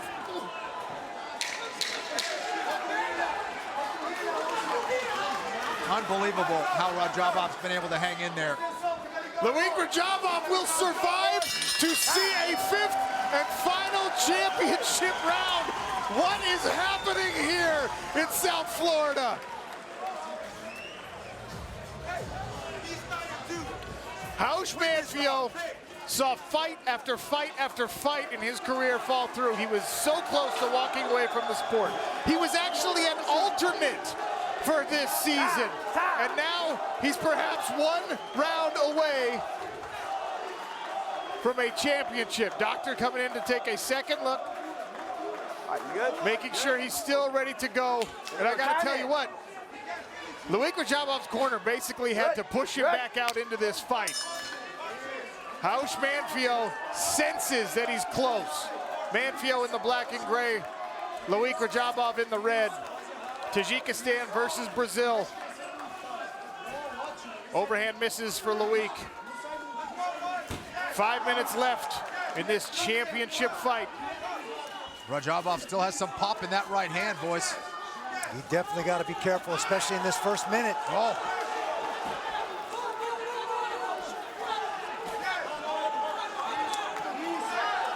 Nice combination here from Rajabov, left and a right and a left. Yeah, he has come back to life a few times during this fight, somehow. And Kenny, you called for perhaps a 10-8 round four. Look, we have no idea how those first three rounds, were scored. If I'm Raush Manfio or his corner, I'm not confident that I'm winning this fight. I won the last round, certainly. I'm not confident that I'm ahead on the judges' scorecard. Both of these guys should be seeking a finish here to guarantee themselves that $1 million check in round 5. Well, you never know. We saw some close decisions this season. It looked like Manfio was winning the first 2 rounds, in my opinion. It looked like Rajabov won the 3rd. Manfio in the 4th, but in this 5th round, all it takes is one shot, and again, you never know how the judges are seeing this. And now, Kenny, what win did we decide Louis Rajabov was on in the 4th round? It's gotta be. Lost count. Yeah, 4 or 5, maybe 6. He found another gear, fighting with the pride of an entire nation on his back. Rajabov shoves Manfio off at least one more time, and they get back to work. As grueling as it comes here, 5-minute rounds at this pace. Nice right hand on the exit from Louis Rajabov. Nice left hook. Rajabov's had a very strong round here. Landed a lot of shots, been backing Manfio up in this round. And now a clinch. Inside Manfio trip. takedown on the inside trip.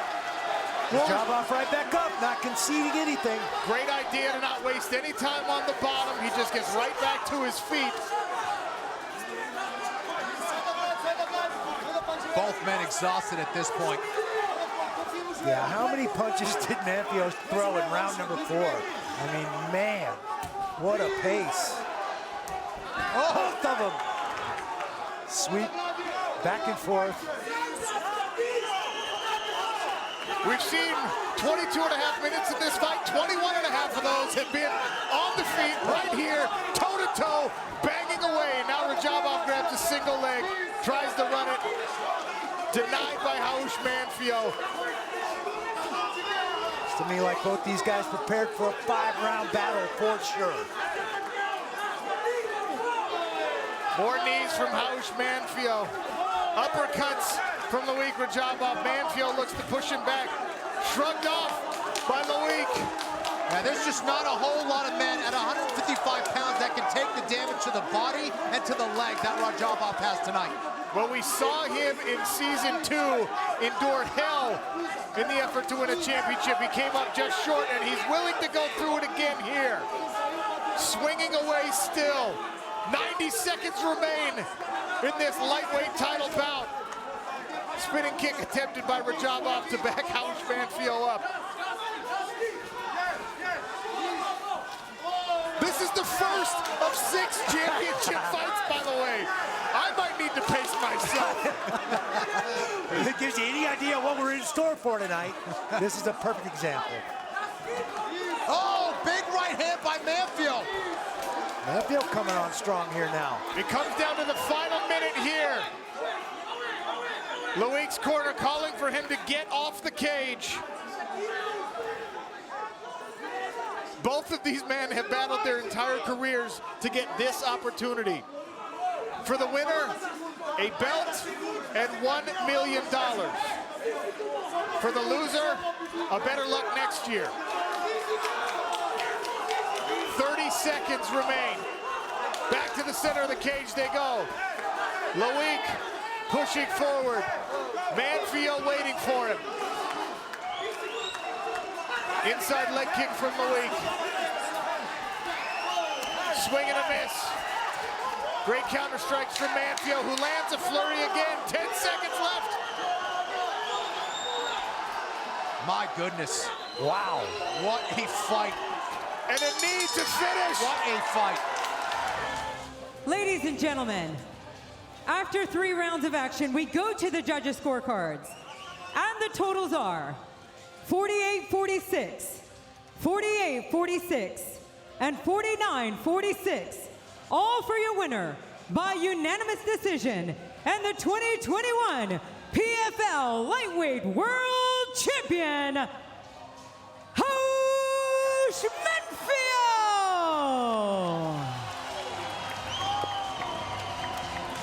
All right, let's check out the keys to victory here for OAM. He needs to use striking variety, his footwork, and he needs to neutralize Ray's submission game. And for Stevie Ray, he needs to cut off the cage here against Olivier, and also needs to use pressure and win that clinch game.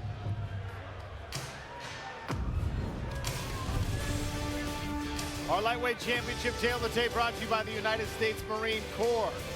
Olivier Aubin-Mercier is 1 year older than Stevie Ray. Both men are 5 feet 10 inches tall and weighed in at the 155-pound championship limit. A 1-inch reach advantage on the arms and a 2-inch advantage on the legs for Olivier Aubin-Mercier. Brian Miner will oversee the action for 5 potential 5-minute rounds. Stevie Ray in the gray trunks, OAM in the red. Ready? Ready? Come on, fight. Touch of the gloves and we are underway. Southpaw stance for both men.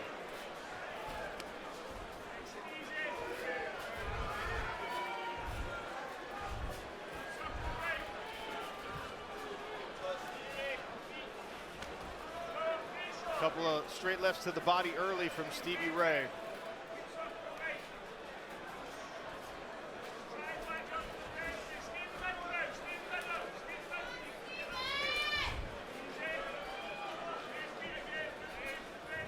Stevie showing a lot of lateral movement here, trying to circle, look for an angle.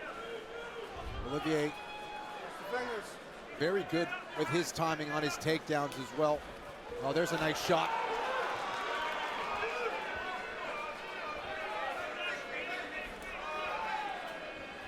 And Stevie in a much lower stance than we've seen him.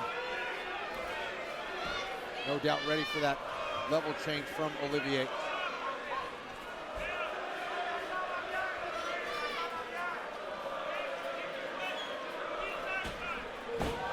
Low kick there, almost caught by Stevie Ray. Already showing redness on the calf. And another from OAM.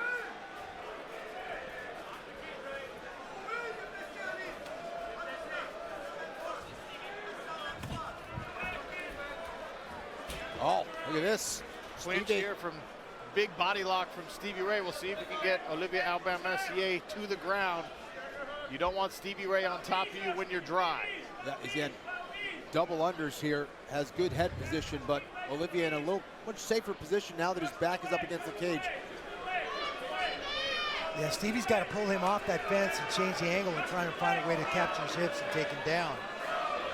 Mercier pummeling in now, finding a way to break it off. You let OAM sit out there and calculate, he's going to find a way to steal rounds from you. You've got to make it ugly. You've got to get in his face, make him uncomfortable, be unpredictable. Yeah, no question about it. It can't just be a fight by the numbers. It's not going to work. He really executes perfect game plans, and you see both these guys looking for calf kicks, but that lead leg, that right lead leg of Stevie Ray really showing damage already. That's what, 3 or 4 of those low calf kicks? He's so good at that. Great timing and movement here from OAM so far. Goes back to work on the low leg of Stevie Ray. And then blitzes in behind a 3-punch combination. It's hard to tell because they're both so broad and both so big, but these are enormous lightweights. Yeah, absolutely. Both very big for the division.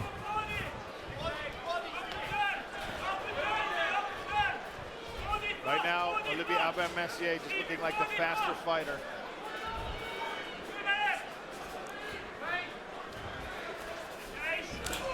And that one, low kick, took Stevie Ray all the way off his feet.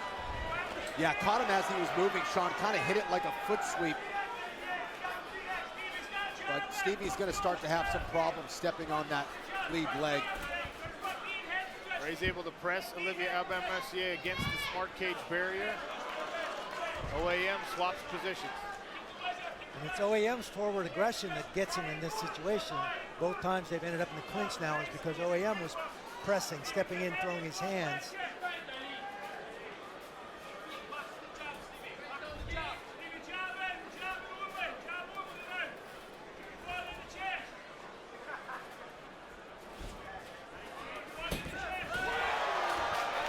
Another nasty low kick from OAM. Ray bounces right back to his feet.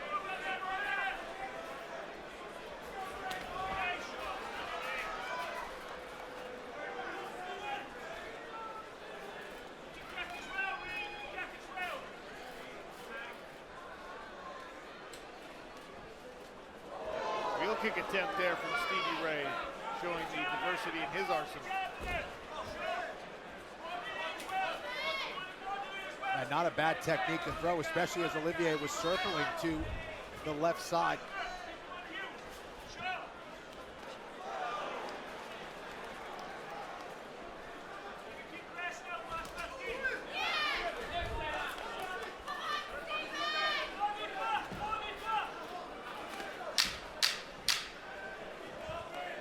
Final 10 seconds of this first round. OAM and Stevie Ray squaring off at lightweight for $1 million. Round one in the books. For me, it's all about the calf kicks. OAM just wailing away at that lead right leg of Stevie Ray. And you see it already taking its toll on Stevie, both with the way that it's sweeping out his leg, but also the way that Stevie Ray walked back to his stool. These are devastating shots. They can take you off your feet, they can off-balance you. It becomes extremely painful to put pressure on that lead leg. It affects the peroneal nerve as well, which can make it feel like your ankle is completely numb. Those are devastating shots. Lead leg calf kick. Tough to pick it up and check it when you've got that much weight on it. Yeah. Twin southpaw stances again. OAM in the red, Stevie Ray in the gray. Second of 5 lightweight championship rounds.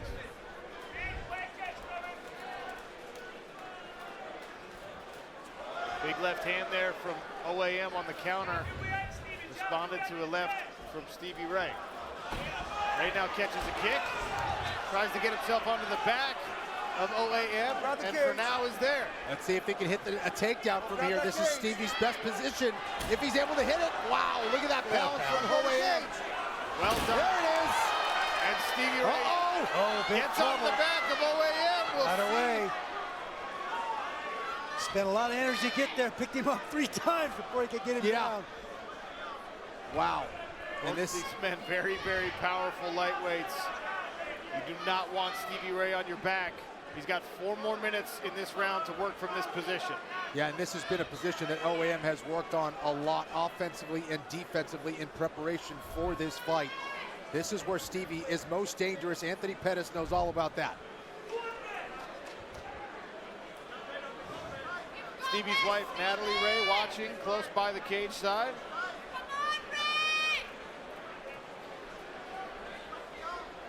Got both hooks in now. He's anchored in good. Watch, he's going to look for that body triangle with the leg on the inside to try to bait Olivier to turn into him. Look for that Scottish twister again. If he keeps it on the outside, he has full control of the body. If he keeps it on the inside, he can threaten with that spinal twist submission. This whole sequence started with that very slow hook kick that OAM threw up. Yeah. It was almost like he posed for it. It was crazy. Stevie Ray now has the full body lock here. Again, plenty of time in this second round.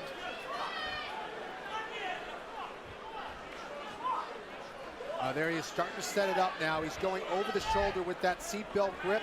Looks like, yeah, he's trying. Now he has that seatbelt grip. Trying to attack the neck. OAM doing a good job of defending that choking arm.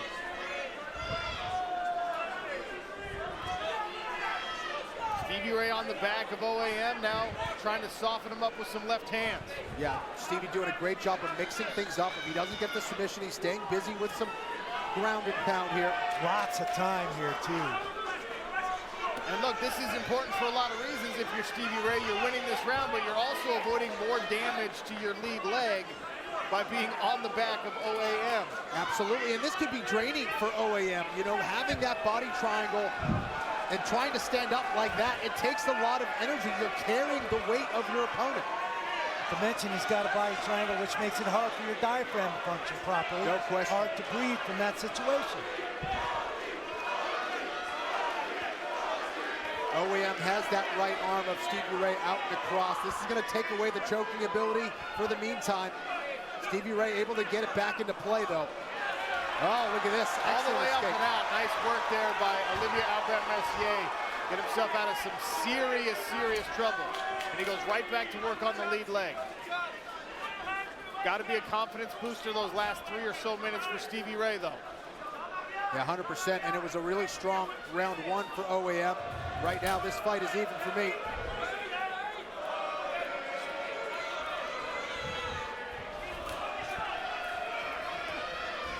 More low kicks.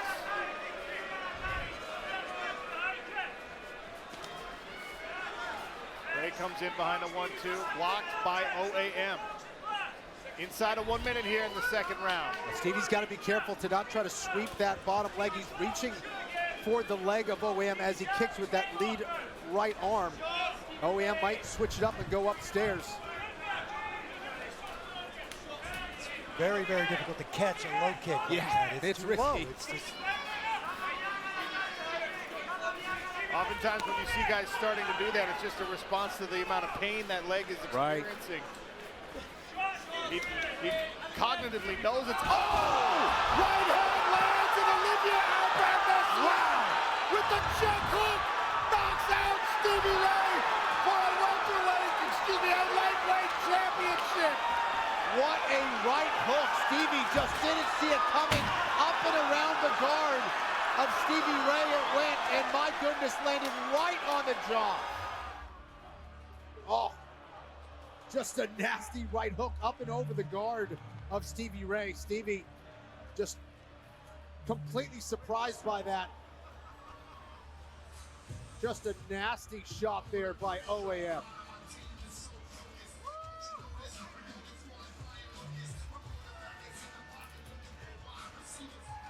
He remains undefeated inside the PFL Smart Cage. A guy who's had a lot of impressive wins, a lot of great wins. None this big in his mixed martial arts career.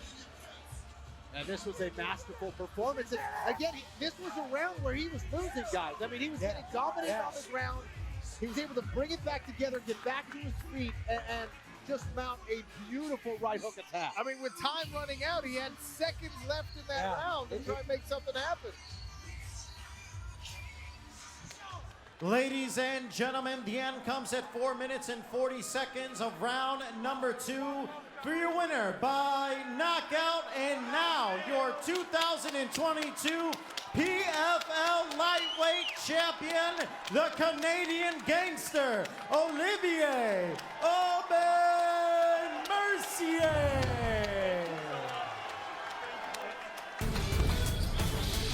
Here's your tail of the tape brought to you by Celsius. OAM is 34 years age, making him 4 years older than Cassius Clay Collard. Collard is the taller fighter at 6 feet even. Both men weighed in at the lightweight limit of 155 pounds. The longer arms belong to Clay Collard. The longer legs belong to the Canadian gangster.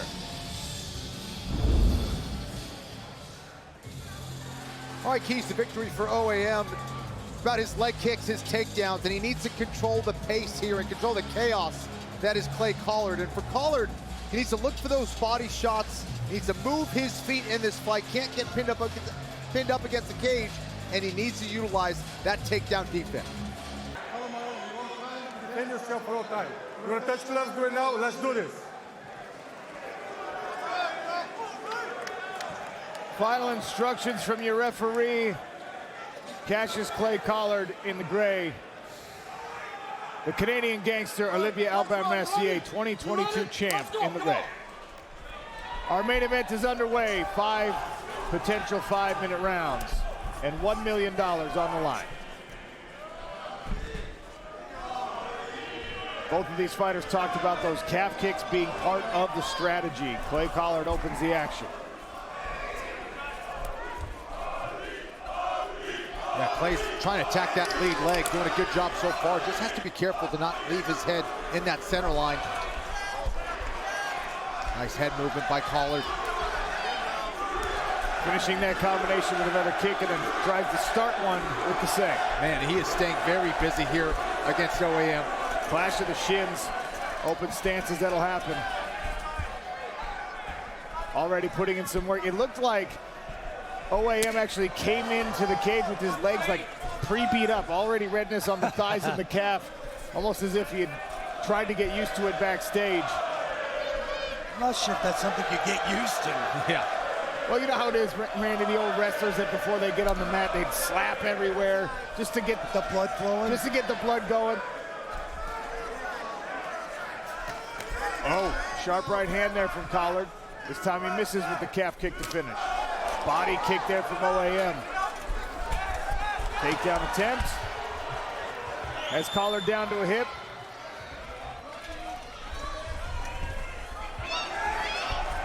And now on the back. Nice job by Collard to get back to his feet.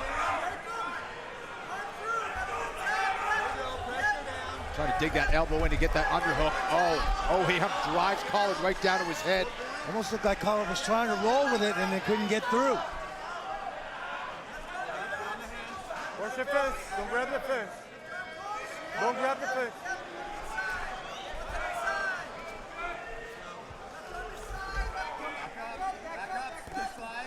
Olivier drives Collard down to a knee. Now on the back again. Immediately goes to that body triangle. This is one of his best positions. Clay's in trouble here. Pushes that elbow up. Get the arm off his neck. Body lock still on for the Canadian gangster. Trying to soften up Clay's guard with those punches. See if he can winnow his arm in underneath the neck. OAM trying to go to that half Nelson to try to break the base down of Collard. The fence is going to prevent him from stretching Collard out and getting him flat. He's running to the fence himself. Yeah, right now he's just really trying to drive the knee down so he can kind of somersault a little bit. Now this is a much better position for Olivier. He's making Collard carry all his weight. Softening him up, biding his time, hoping to find a way to expose his neck. Inside of 2 minutes now left in this first round.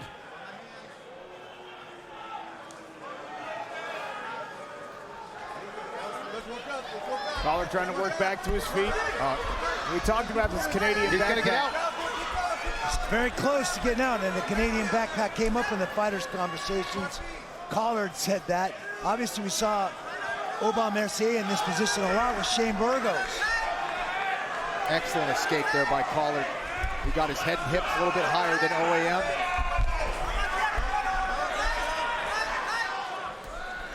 Collard cages Nice up roll. well. Beautiful. Gets the leg lock. Right into 50-50. See if he attacks a heel hook here.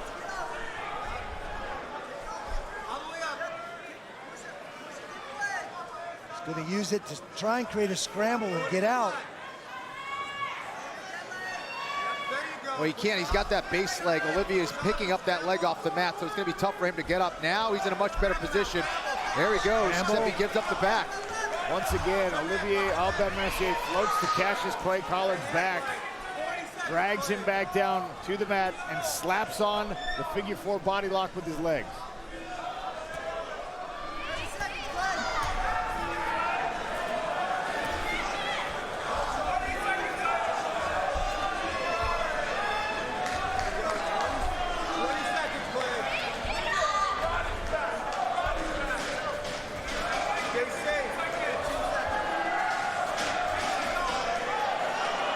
Double left hands over the shoulder there for Clay Collard, trying to find anything to create some offense. With OAM on his back. We will head to round 2 in this World Championship bout at 155 pounds. And here's a nice 2-1 combination there. 2-3, I should say, from Collard. Got off to a nice fast start. Olivier then started to get it done with his grappling. Now, again, as far as damage goes, Clay was landing more on the feet. Olivier didn't really land a whole lot with his grounded pound. Really, it was more positionally dominant than it was as far as damage-wise. Clay had a good opportunity from 50-50 to kind of attack that leg, decide to turn his back. Never a good idea against Olivier Aubin-Mercier.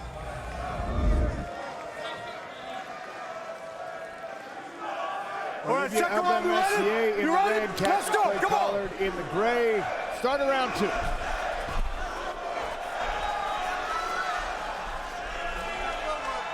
Saw Clay overemphasize that sprawl. Does not want to find himself underneath OAM again in this round.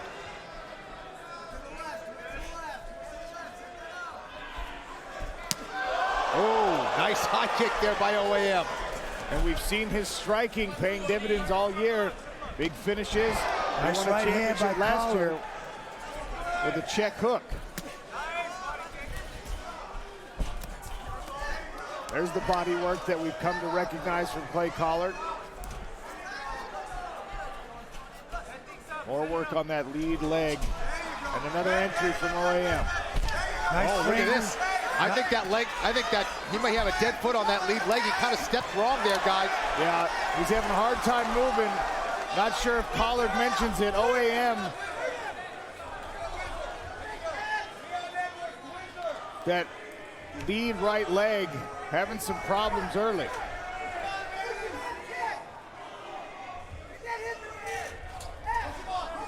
Nice job framing out by Collard. Nice deep underhook by Aubin-Mercier. Collard trying to find a way out of there. Aubin keeping him corralled. Collard really wailing away at that body, trying to slow Olivier Aubin-Mercier down. Dan Hardy, Clay Collard is trying to get himself off of this smart cage. What's going to be the key? You know, he's playing the long game. He knows he's got 25 minutes and he's investing well in damage. We're seeing him go to that lead leg and we can see the bruising on that now. He's also working well to the body. Look, he has to stay out of danger on the ground, but he has to accept the fact that he might get taken down and he might have to defend submissions. If he can keep scrambling back to his feet and keep investing in the body and legs, it might open up the headshot. One thing to watch out for, Olivier Aubin-Mercier is looking for that left kick to the body and head, something that Clay Collard's got to be aware of. And again, Aubin-Mercier just finds ways to steal minutes.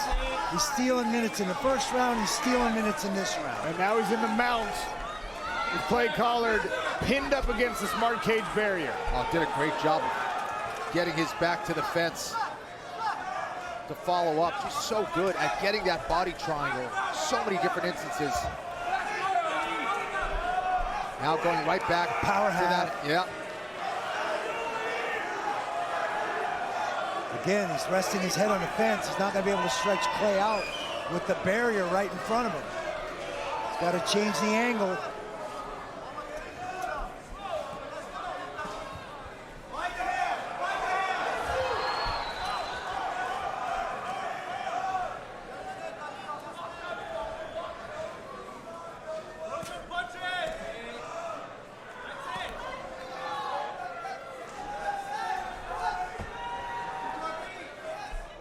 Collard trying to stand up now.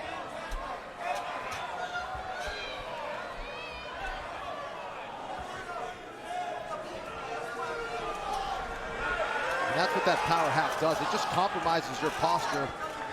You don't have to really flatten them out necessarily, as long as you prevent them from getting up. He's achieved exactly what he wants to do now. And that is a lot of weight to carry.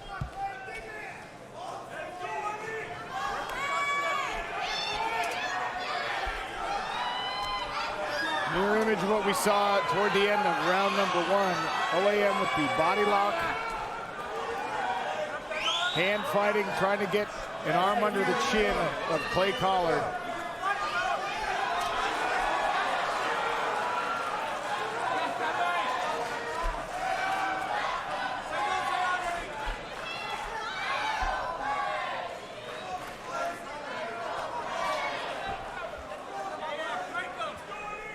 Collard staying safe here.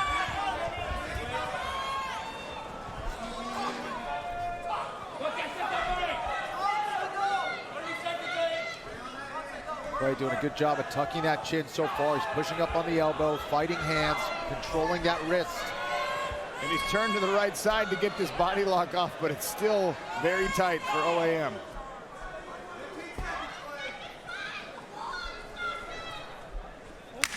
Final 10 seconds of this second round.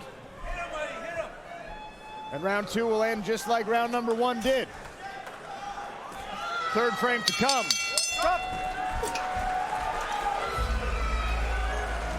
But you can see the bruising on this leg of OAM right down here. Look at this. I mean, you know, there's a lot of damage in this leg, and you can see how it folds in there. Look at his ankle, how it twisted there. And OAM, as he jogs back, there's clear damage to that leg that's probably been compromised by those kicks. Now, that body triangle is going to save him, but it's also going to put some strain on that foot as well. We're going to see how that leg holds up. He's got it raised up on the stool right now with ice on it, but that certainly won't fix it for the next 15 minutes. And that's another effect when you destroy that calf. It affects the nerve. You can't really place your foot properly, and then if you're not placing your foot properly, it can affect the knee right after that. I think that's what happened there. Third of a potential 5. Come on. Clay Collard right back to the center. Trying to bank some body work. Trying to find a way to get AOM to the fence and stop his movement and ability to escape his onslaught of punches. Clay does not want to end up on the ground again, especially not this early in the round. Yeah, Olivier's leg is absolutely compromised, guys. It's amazing he's even able to change levels and shoot, frankly. Nice shot. Nice hook over the top nice there. deep double. Nice deep double. Collar's got a crossface and find a way to get him up chest to chest. OAM showing a lot of heart here. Collard doing some great work with those overhooks, Randy. Absolutely. Great job by OAM dumping Collard back over his own leg. Very tight body lock. Just careful to mount. There it is.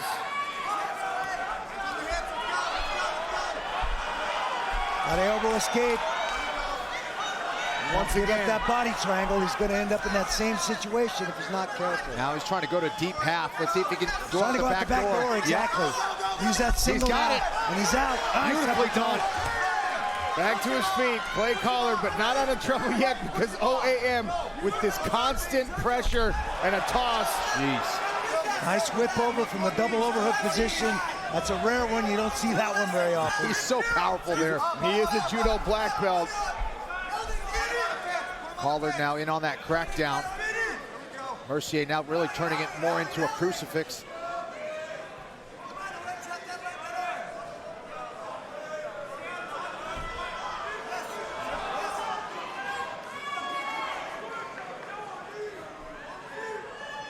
Clay Collard's wife sitting front row, watching on. Get back of the head.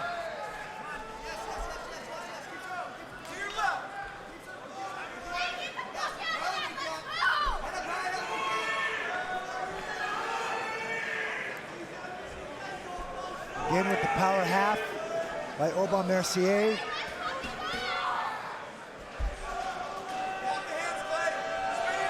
Clay pop out of there. It looks like he's starting to back out of there. Yeah, he's got a limp. Got to lift that arm out. Might get it out. He's close. He's close. Oh, he split him. He's got him in a spladle here.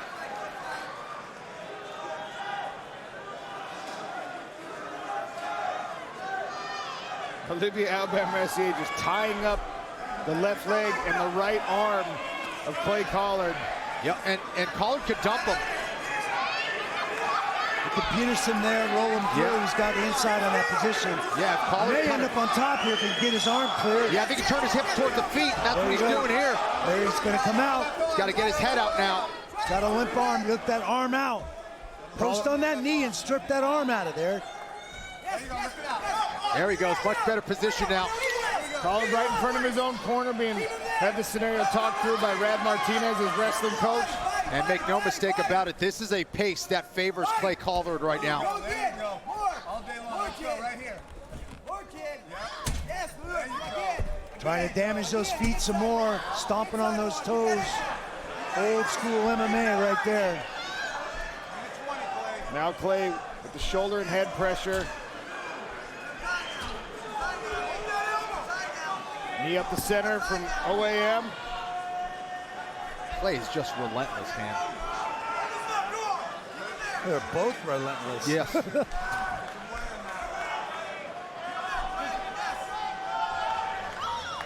Clay does not want to give OAM any rest. He's staying very busy.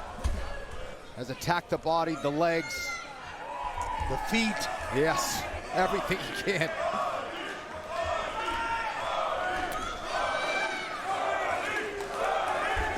Collard need to pull himself out of this and get some distance, Randy. I think if he could clear that underhook, he'd have a chance to rip some shots through there, use his shoulders, use that head position to rip some punches through there to both the body and the head. Now he's free. Let's see if he can punch his way out. Ripping the body there. Oh man, those shots. Back to the center of the smart cage for the final 10 seconds of this third round.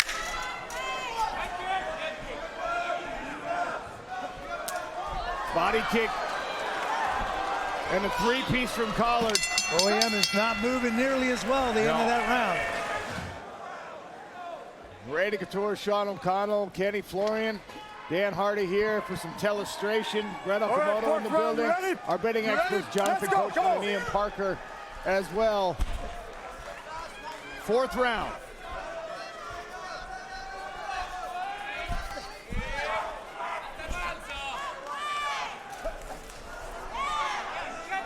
Cut him off.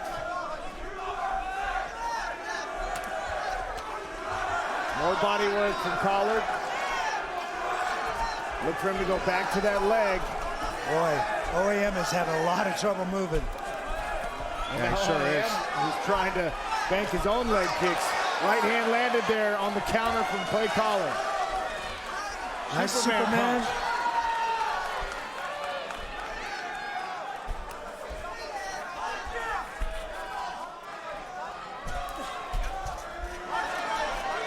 Yeah, when OAM is kicking, he's having trouble stabilizing on that right lead leg. Collard is able to circle out of the pressure. There's the spinning stuff. Big double, big double. Good sprawl by Collard. He's got to get his knee off the mat. Stuff that head, get his knee off the mat. And again, right in front of his own corner, his wrestling coach, Rad Martinez, said the exact same thing you did, Randy. Get that leg back. Collard's starting to take over the fight here. Slowly but surely. Stuffing the takedowns, trading positions, controlling the exchanges now. He's yet to go back to any offense on that lead leg. He's got it hurt, but hasn't kicked it again this entire round. Ian Parker, the Duck, watching. How'd you bet this fight? Sean, we went over 3.5 rounds, so we're about 50 seconds away. But for Clay Collard, he's got to separate right now. Randy's right. That lead leg of OAM is completely damaged. The body work's getting there. And for the long game, if Collard could separate, he can finish this fight in the next round. I think Clay Collard could pull it off. He's got to slip that underhook, shorten it, and take a half step back and try and let his hands go. OAM's using that whizzer, that overhook to keep him in that range. And he will try and step across for another throw if Collard keeps that underhook buried. There, he's got the head position. He's got to let him go. Oh, right hand backs up OAM. Scooping uppercut from the rear hand of Collard. Oh, That time OAM kicked the leg out from under Collard. And nice slip and rip there by Collard.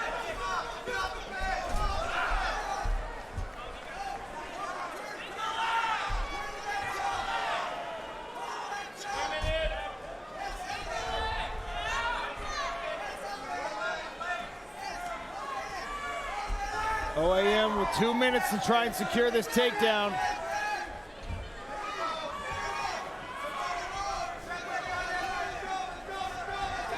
Collard using that head position, trying to find a way to get his arms in there, There he goes. to frame out, continuing to rip the body. Yeah, I mean, his priority should be to circle away from the cage create first, some then at least space. go to the body, but he's going to the body first. He wants to put pain on OAM first, and he should be thinking about position a little bit more here. He doesn't. A leopard cannot change its spots, Kenny Florian. Well, yeah, as Randy Couture knows, I mean, Randy had a second guy in there with him at all times. It's called the fence, and that's what's happening here. He's sandwiching him up against the fence. Yep. It's tough to move there, right? Yeah, that barrier is limiting his ability to be effective in this position. And now he's got his arm over his back. He should be whizzering that near side or underhooking that far side and pulling OAM up chest to chest and then trying to trade places with him to get off of that fence. Just say that. If you touch the fence, I'm going to take a point. Go! Warning about grabbing the fence there. And in a fight this close, you certainly don't want to see a point taken away.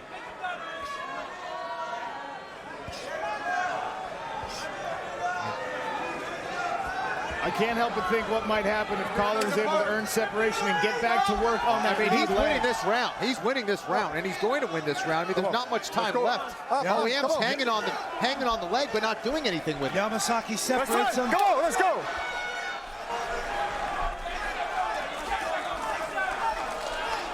Collard stalking. OAM on the retreat for the final 10 seconds of this round.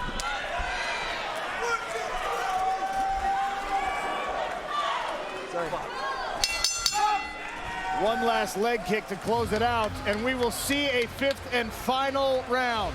Dan, you're the only one who didn't weigh in. How's this being scored right now? I agree. I think this may well be two apiece. There you go. Final But this round. is You Clay ready? Collard's You round. ready? The Let's go. fifth Go. round is where he thrives, especially given the amount of damage. Oh! That stunned OAM. Collard No question started about with it. the right hand, and immediately OAM gets to wrestling and is able to secure the takedown. 10 seconds in, he's on the back. Wow.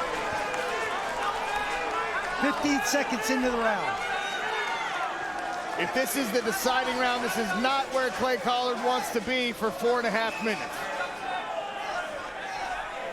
Winner of this takes home $1 million check and a shiny gold belt. OAM's very high, but with that body triangle, it's going to be hard to shake him off there. He's got the power half and the body triangle.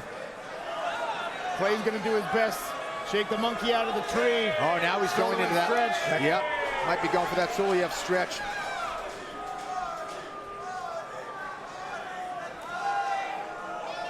He's locked it up kind of like a cradle at this standpoint. Not a whole lot of pain on the back of the hamstring of Collard at this standpoint, but if he straightens it out, it could be a problem.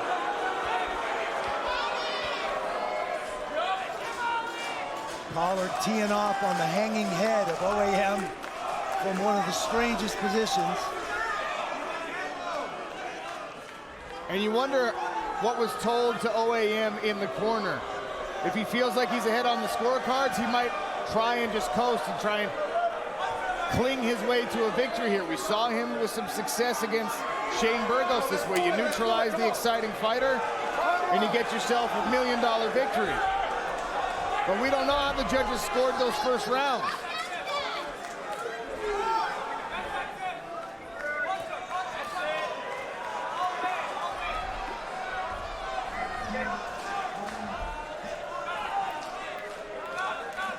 OAM went back to the power half.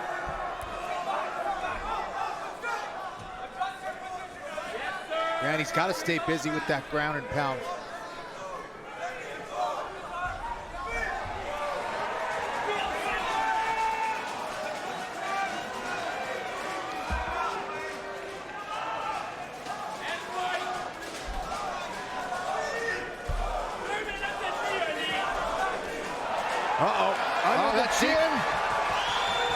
Collar trying to spin his way out of it. Not a great angle, though. Collar had a little bit of an angle to his body. Now Clay's got to turn to his right. Try to get his right shoulder down to the mat. Doesn't want to turn away. If he can flatten his own shoulders to the mat and create that space, he can peel OAM off, but easier said than done with this body lock on. 2 minutes left to work. Clay's got to get his head to the mat here. Try to turn and face. He's trying to dip out just a little bit. There you go. Continues to turn away, though. That just allows Olivier to follow him.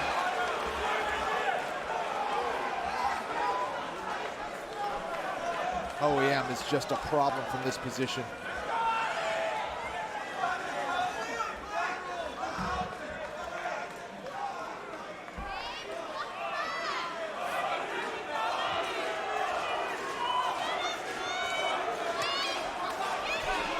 Crawler trying to climb the fence here.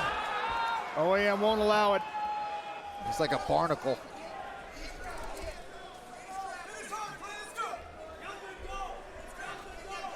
There, that's better position there for Clay. He's trying to get his head and hips a little bit higher. Putting a lot of pressure on that foot of OAM as well by pushing off the fence. No, it's starting to unwind there. Close, very, very close. Toes hanging on. Uh-oh, that's starting to go underneath the chin. Switching to the other side, the other foot.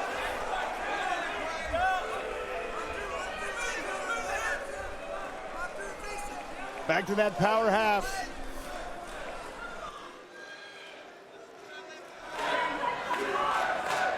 OAM staying heavy on the back of Cassius Clay Collard.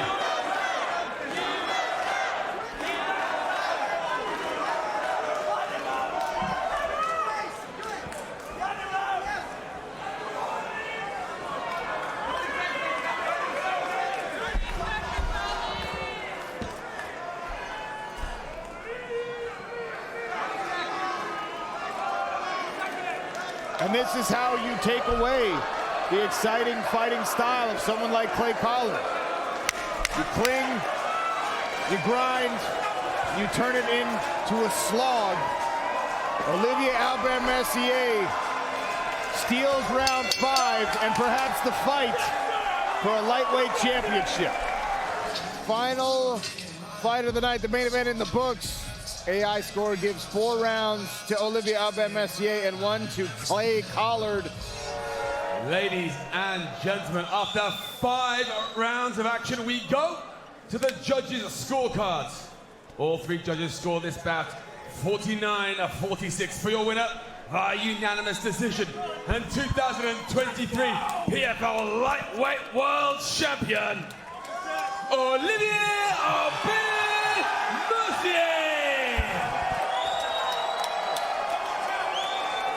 OAM, back-to-back championships, and now 10-0 inside of the Smart Cage. Tail the tape for this one, brought to you by Road to Dubai. Brent Primus, 39 years of age. He is the oldest fighter tonight contending for a championship. Gadji Rabadnov is 31. Primus is taller and has the longer reach.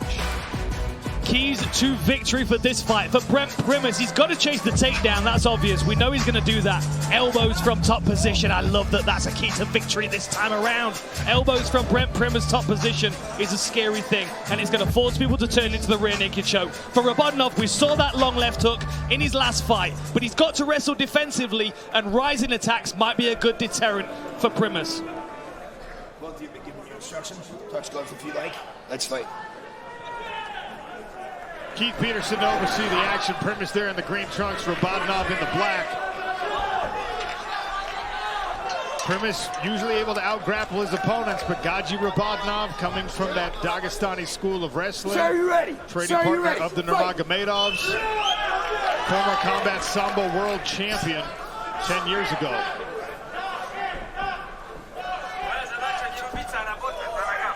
These guys do not look like they're in the same weight class. No, they don't.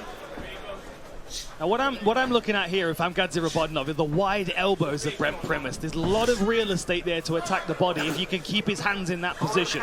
So maybe throwing something into the head will open up. But now Brent Primus throwing heavy hands straight away. He loves to maraud into range with big power shots, does Primus, because he knows he can stitch his takedowns on the end of it.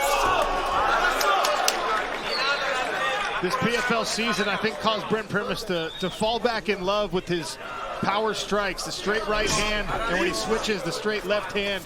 He did have some success, even against guys who would be considered better boxers, better strikers than him this year. Well, that left hook got through. Oh, look at this! Brent Primus on a guillotine. Wow. Nice slip and double by Gadzi Rabadanov. Now, we don't very often see Brent Primus in this position working his rubber guard. Trying to go mission control here. Omoplata or gogoplata potentially.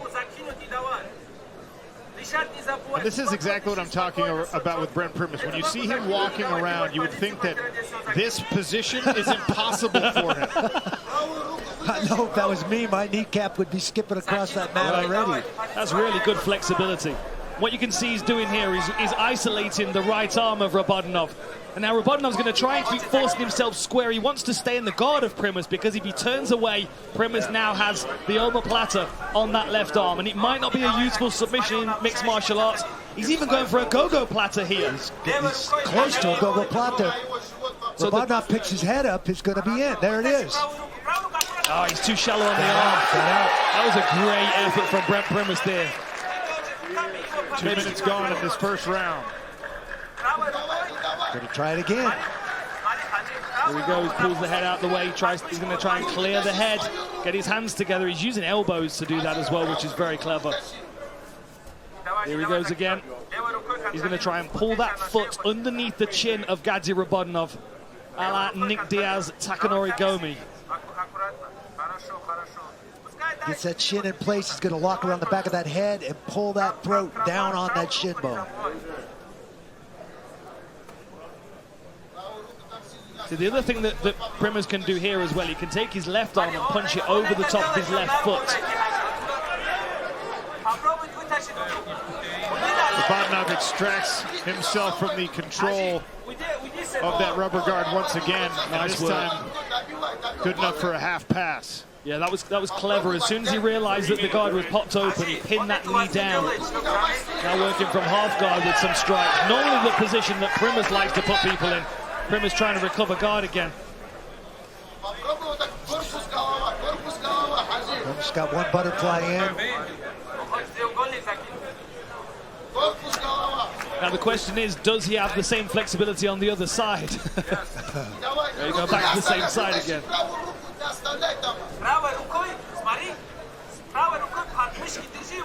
Gadzi's very well aware of what Primus is trying to do here. You can see that by the way that he's protecting the arm that's wrapped up. Here we go again. Setting up that gogoplata position.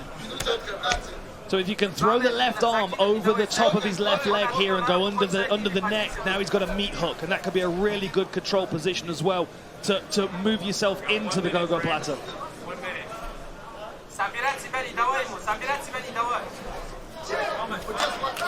more time, Gadzi Rabadanov pulls the right arm out. Inside of 1 minute to work. All these attacks from Primus doing an effective job of stymieing whatever offense Rabadanov was hoping to mount from this top position. I wonder if the judges see any of these sub-attempts as being close enough to score. You know, it's difficult to say. Oh, he's making Rabadanov react to him and pull out of that. That's 3 times he's had to pull out of that submission. Obviously, the defense is rewarded in itself. Got that control on his shin. Trying to land some elbows here, but he's got the center, the arm of Gadzi Rabadanov towards the center of his body here. He might be looking for an armbar. He's locking the shoulders. 10 seconds to go. Those elbows to the top of the head like a ball-peen hammer from this bottom position. Sir, are you ready? Sir, are you ready? Fight! Primus in the green, Rabadanov in the black, and $1 million on the line in this lightweight championship fight. Threw that calf kick like he was trying to chop a tree down. He landed a couple of those in the first round. We can see the redness from it on the outside of the leg of Brent Primus, who doesn't seem to be too bothered by it at the moment, but it only takes one to really affect your movement.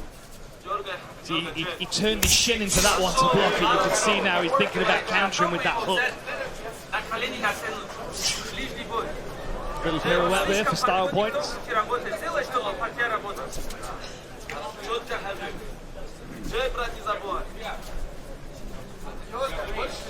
Had to be a confidence builder in round number 1 for Gaji Rabadnov. That one shot led to one takedown. Primus was ready for it this time. Shook that one off pretty quickly. And Rabadnov now finding himself trapped up against the fence with Primus holding the center, dominating that PFL shield in the middle of the canvas. Rabadnov's definitely respecting Primus's power.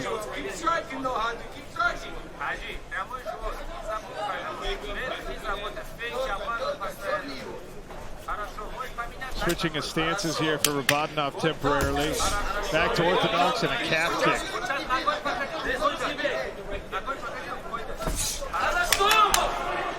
Left hook sort of glanced off the top of Rabadnov's head. Those can sometimes hurt. To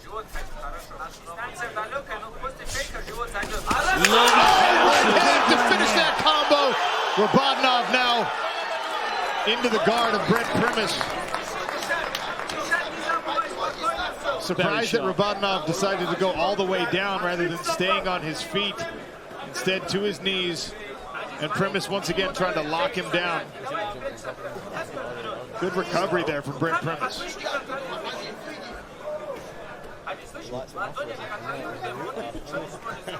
Interesting that he's not too bothered about trying to scramble back to his feet or to get top position. He's back to the sub attack. Exactly what I was thinking. And he's got to use that opportunity when Rabadnov pulls out of that situation as a chance to scramble and get back to a neutral position. I mean, is that an energy-saving tactic, perhaps? Because, again, you know, the first round was difficult to score, given the fact that Rabadnov was not able to really get anything going aside from the takedown, but Primus was threatening with submissions. I just don't know if he got close enough with a submission for it to really be credited. And you're making him react to you, but when he yanks out of that position, use that as your opportunity to create that scramble, get your feet back in the game. And I offer an alternative explanation for both of you for consideration. A lot of these Dagestani wrestlers will give just that little bit of space so people get up to a side, or what do? They set that trap, and they get on your back, and they establish that position where they can do the most work. So maybe Brent Primus knows that and decides to stay and attack these jiu-jitsu combinations, and he hasn't been able to string anything together just yet. Could be accurate with that, Sean. Yeah, that's a good point. Looks like he's trying to work on a Kimura here, but Rabadnov was aware of it, so he circled towards the arm that was in danger. You can see Primus with the wrist control. Now Rabadnov's cleared it.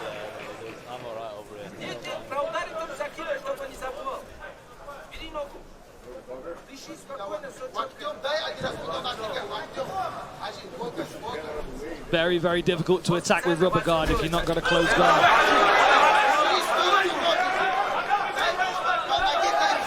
Now, this is where I would expect Primus to get up to his knees and start to wrestle up onto a single leg. Yeah, roll into a single, create the scramble from there. On a leg here, maybe. Trying to thinking about roll to a leg lock, potentially, maybe. Yeah, great awareness, though, by Rabadnov, who's shut that down pretty much straight away. Primus with like a low knee shield here across the belt line of Rabadnov. Trying to maintain some distance between him and his opponent, but it's difficult here. You can see as well, Rabadnov's got that bind on the leg, so now he's starting to pressure around, trying to get his shoulder over the chest of Primus.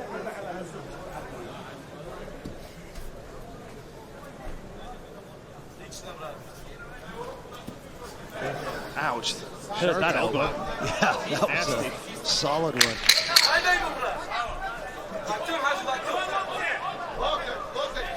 Final few seconds of round number 2. Good right hand to finish things from Gaji Rabadnov. Third round coming between Gaji Rabadnov and Brent Primus. Sir, you ready? Sir, you ready? Fight! Sean O'Connell, Randy Couture, Dan Hardy here beside the PFL Smart Cage. Lightweight world title fight entering the third round. You can definitely see that Rabanov's got the speed advantage. He's just a little bit quicker off the mark, less planted on his feet than Primus.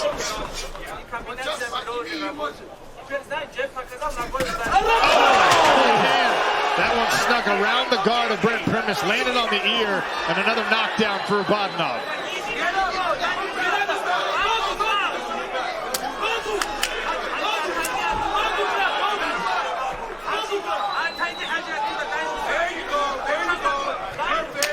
Interesting to see Javi Mendez in the corner of Gaji Rabadanov. Obviously that Habib connection strong. Fabiano Scherner, Mike Pierce, among those in the corner of Brent Primus. Cut on the left cheek of Primus. A little mouse with a small cut on it. Just a little bit looser, isn't he, Gaji Rabadanov? A little bit quicker off the mark. A bit more diversity in his striking skills as well. Beautiful front kick up the center. Interesting though how he backs up. He's not trying to hold the center here. He's allowing Primus to have the center. Maybe, Trying to walk Brent Primus onto something, maybe. Yeah, perhaps. Or give himself some real estate so he can drive to a takedown is my other thought. Nice right-hand fastball again from Rabadanov, this time partially blocked.